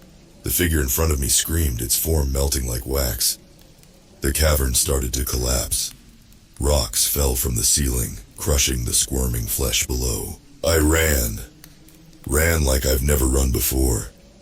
Back through the tunnel as the world crumbled around me. I burst out of the cave just as it collapsed, sealing the horrors inside. But I knew it wasn't over. The burning in my body told me that. Whatever was in that cave, part of it was now in me. I limped back towards the ranger station, my mind reeling. I had to warn someone, had to stop this before it spread. But as I emerged from the tree line, I saw them waiting. The men in black suits. Dozens of them, armed to the teeth. One stepped forward, leveling a gun at my head. "That's far enough, Ranger," he said. "You're coming with us." I raised my hands, seeing the gray discoloration had spread to my fingertips. "You don't understand," I said. "There's something out there. Something in me. You have to..." The man cut me off. "We know exactly what's out there, Jack. We've always known." As they surrounded me, I realized a chilling truth. The real monster wasn't in the forest. It was us. It had always been us. And as they led me away, I couldn't help but wonder, was I being taken for help or to become another experiment? The forest watched in silence, keeping its secrets for another day. But somewhere deep underground, something stirred, waiting, growing, hungry. They threw a bag over my head as soon as we left the park. I felt myself being shoved into a vehicle, the engine roaring to life. I lost track of time as we drove. Could have been hours, could have been days. The pain in my body grew worse, a constant burning that seemed to pulse with my heartbeat. When they finally removed the bag, I found myself in a stark white room. No windows. One door, heavy steel. It looked like a hospital, but felt like a prison. A man in a lab coat entered, flanked by 2 guards. His face was blank, emotionless. "Welcome, Ranger Jack," he said, his voice clinical. "I'm Dr. Stern. You've had quite the adventure, haven't you?" I tried to stand, but found myself strapped to the bed. The skin on my arms had turned a mottled gray, shot through with black veins. "What's happening to me?" I croaked, my throat dry. Dr. Stern smiled, but it didn't reach his eyes. "Evolution, Jack. Forced evolution." He pulled up a chair, sitting beside me. "What you encountered in the forest, it's not new to us. We've been studying it for decades." "Studying?" I spat. "People are dying out there." "People die every day," he replied, shrugging. "But this could change everything. Imagine it, Jack. A new form of life. Adaptable, resilient, immortal." He leaned in close, eyes gleaming. "And you're our first successful hybrid. The missing link between them and us." The words hit me like a punch to the gut. I wasn't being treated, I was being studied. "You're insane," I whispered. "That thing, it's not evolution. It's a parasite, a disease." Dr. Stern's face hardened. "Short-sighted like all the others. You'll understand soon enough." He nodded to one of the guards, who produced a syringe filled with yellow fluid, the same color as the core in the cave. "No!" I yelled, struggling against my restraints. "You can't do this!" But they didn't listen. The needle plunged into my arm, and fire spread through my veins. The world went dark. I don't know how long I was out. When I came to, everything had changed. My vision was sharper. I could see in the dark. Every sound was crystal clear, from the hum of the fluorescent lights to the heartbeats of the guards outside my door. And the hunger. God, the hunger. It gnawed at me, a constant ache that seemed to come from every cell in my body. I looked down at my hands. My skin had turned a pale gray, almost translucent. I could see the network of black veins underneath, pulsing with each heartbeat. But the worst part? I could hear them, whispering. The voices from the forest, now inside my head. "Join us," they said. "Become one with us." Part of me wanted to give in, to let go and join the hive mind I could feel pressing against my thoughts. But another part, the part that was still me, still human, fought back. I focused on that spark of humanity, clinging to it like a lifeline. And as I did, I felt something else. Power. Strength beyond anything I'd ever known. With a roar, I snapped the restraints like they were made of paper. Alarms blared as I staggered to my feet, the room spinning around me. The door burst open. Guards rushed in, weapons raised, but they were too slow. I moved like lightning, my new body responding to thoughts before I even formed them.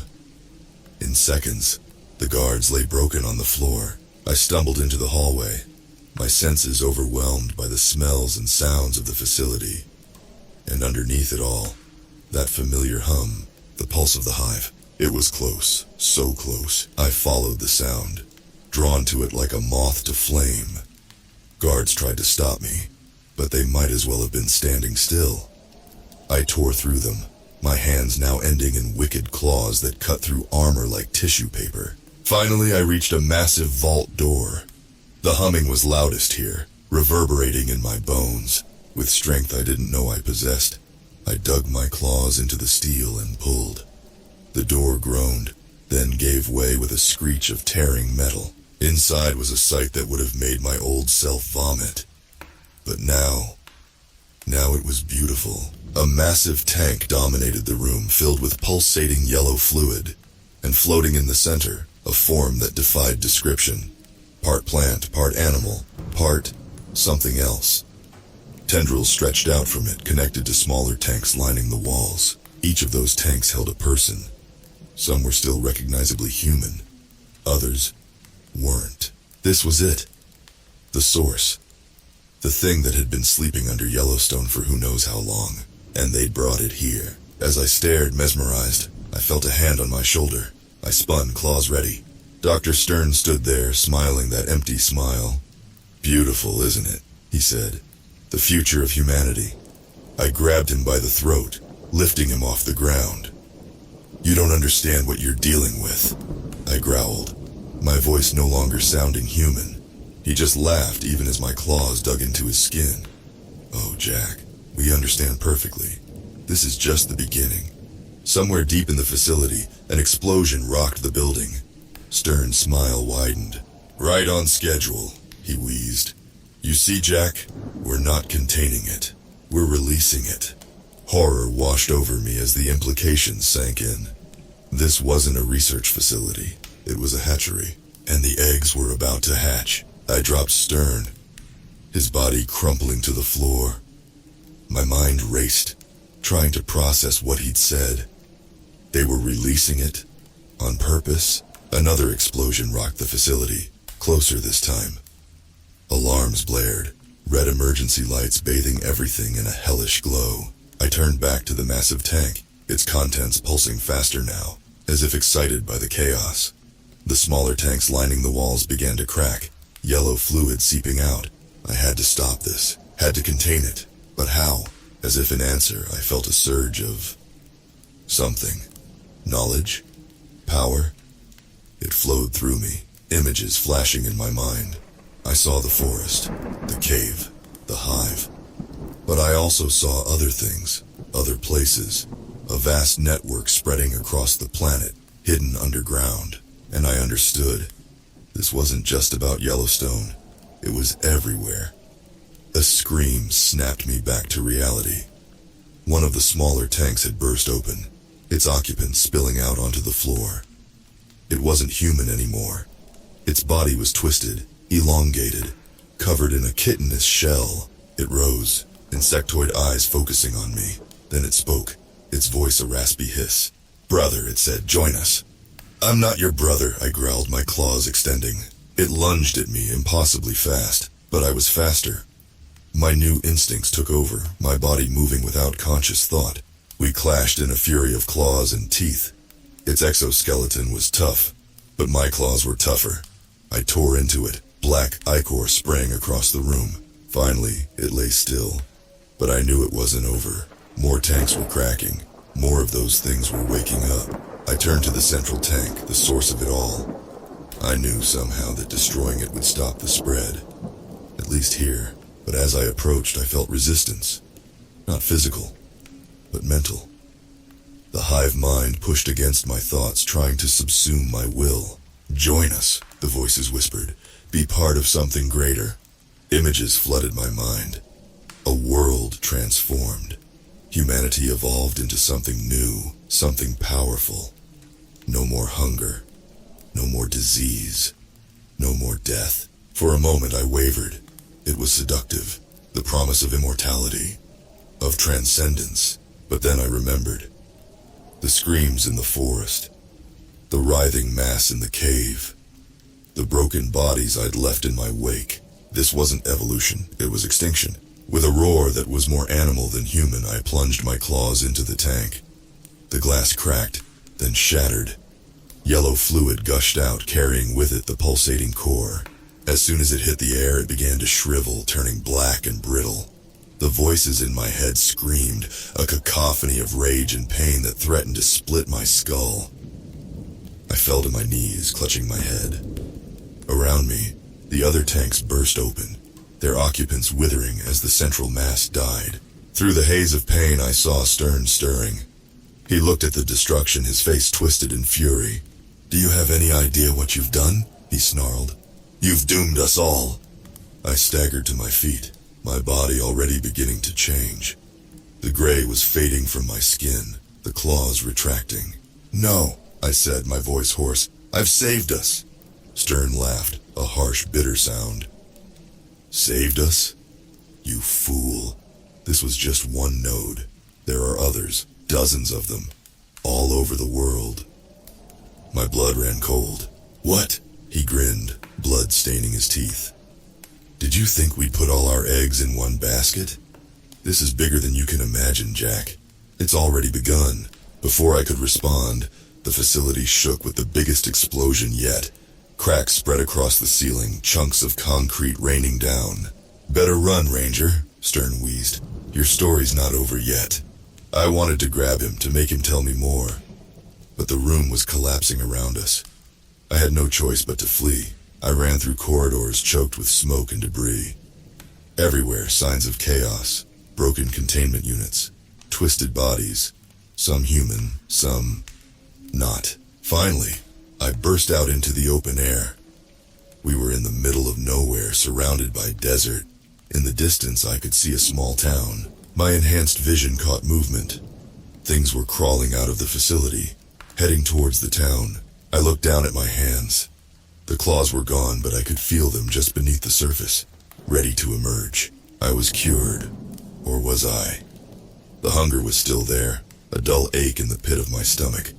And in the back of my mind, I could still hear them, whispering. I had a choice to make. I could run, try to forget everything I'd seen, everything I'd become. Or I could fight, try to stop this, to save those people in the town, to save everyone. But could I do it without losing myself in the process? As the sun set over the desert, painting the sky blood red, I made my decision. I started running, towards the town, towards the monsters, towards my destiny. The story wasn't over, it was just beginning. And God help us all. I reached the town just as night fell. The streets were chaos. Screams filled the air. People ran in panic, pursued by twisted creatures that were once human. My body reacted before my mind could process it. Claws extended, muscles tensed. I leapt into the fray. The first creature I encountered might have been a woman once. Now it was a mass of writhing tentacles with too many eyes. It turned those eyes on me, recognition flashing in them. "Brother," it gurgled, "join us in the feast."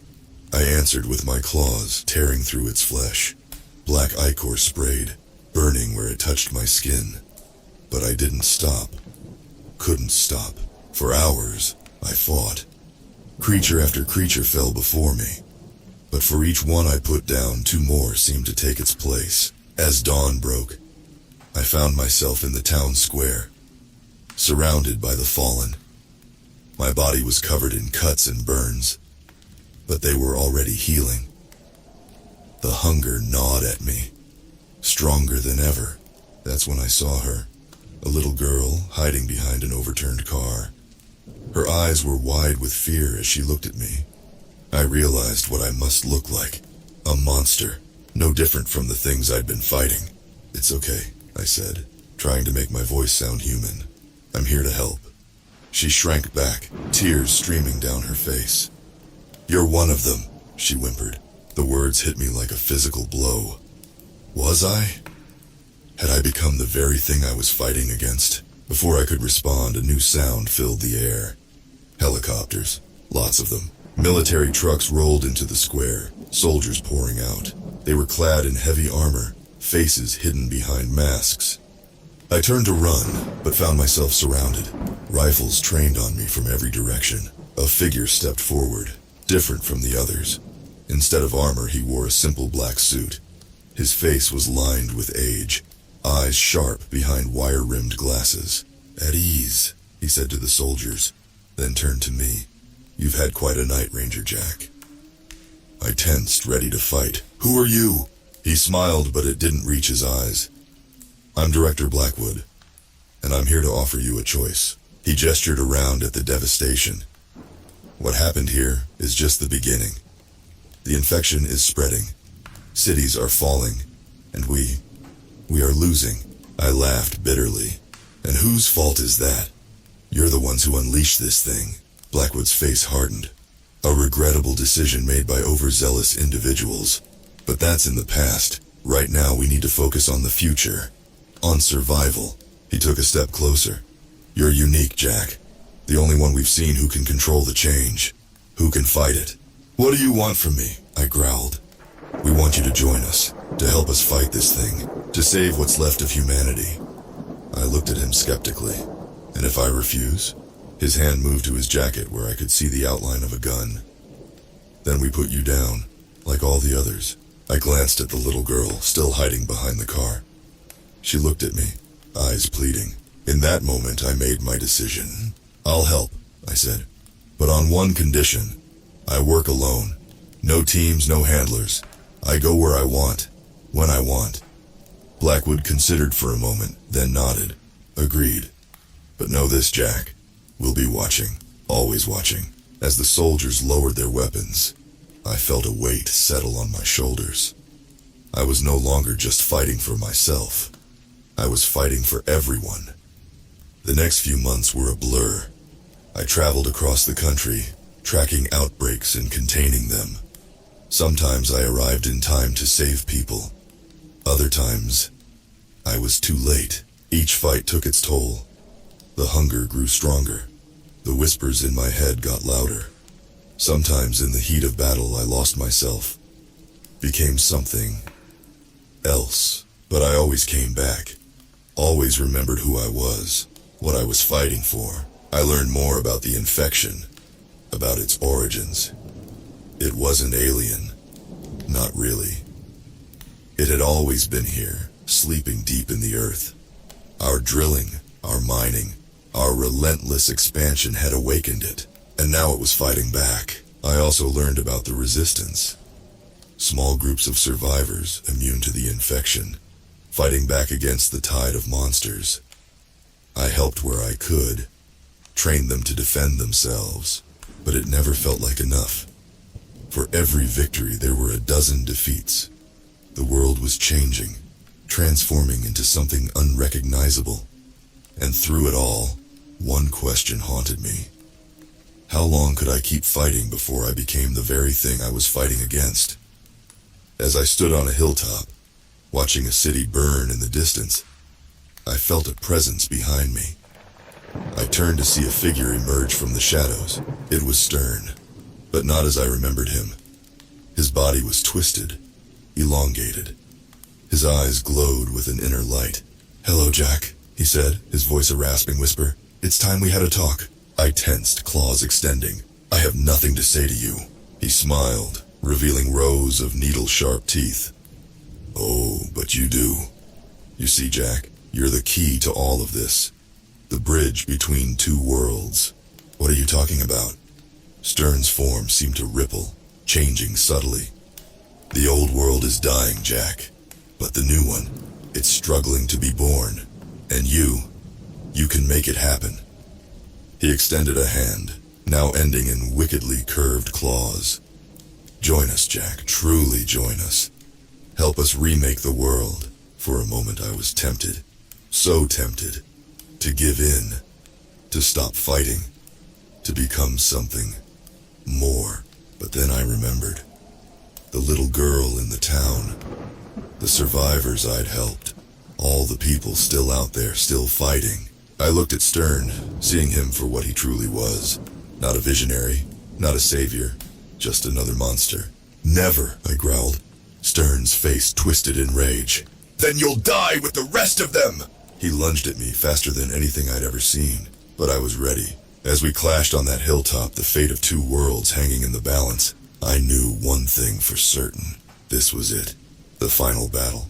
And only one of us would walk away. Stern and I clashed on that hilltop, our battle illuminated by the burning city below. We were evenly matched, both of us twisted by the infection, both fighting with inhuman strength and speed. His claws raked across my chest, leaving deep gouges that oozed black blood. I retaliated, sinking my own claws into his shoulder, tearing through flesh and bone. As we fought, memories flashed through my mind. The quiet forests of Yellowstone, the horror in the cave, the facility, the town, all the battles, all the lives lost. You can't win, Jack, Stern hissed, his form shifting and bulging grotesquely. The infection is everywhere, in the air, the water, the very earth itself. Humanity is finished. I growled, pushing back against him. As long as there's one of us left fighting, it's not over. Our battle raged on, neither of us gaining the upper hand. With each blow, I felt the infection within me grow stronger. The hunger was overwhelming, threatening to consume me entirely. Stern sensed my struggle. He grinned, his face splitting open to reveal rows of teeth. Feel it, Jack. That's the future calling. Stop fighting it.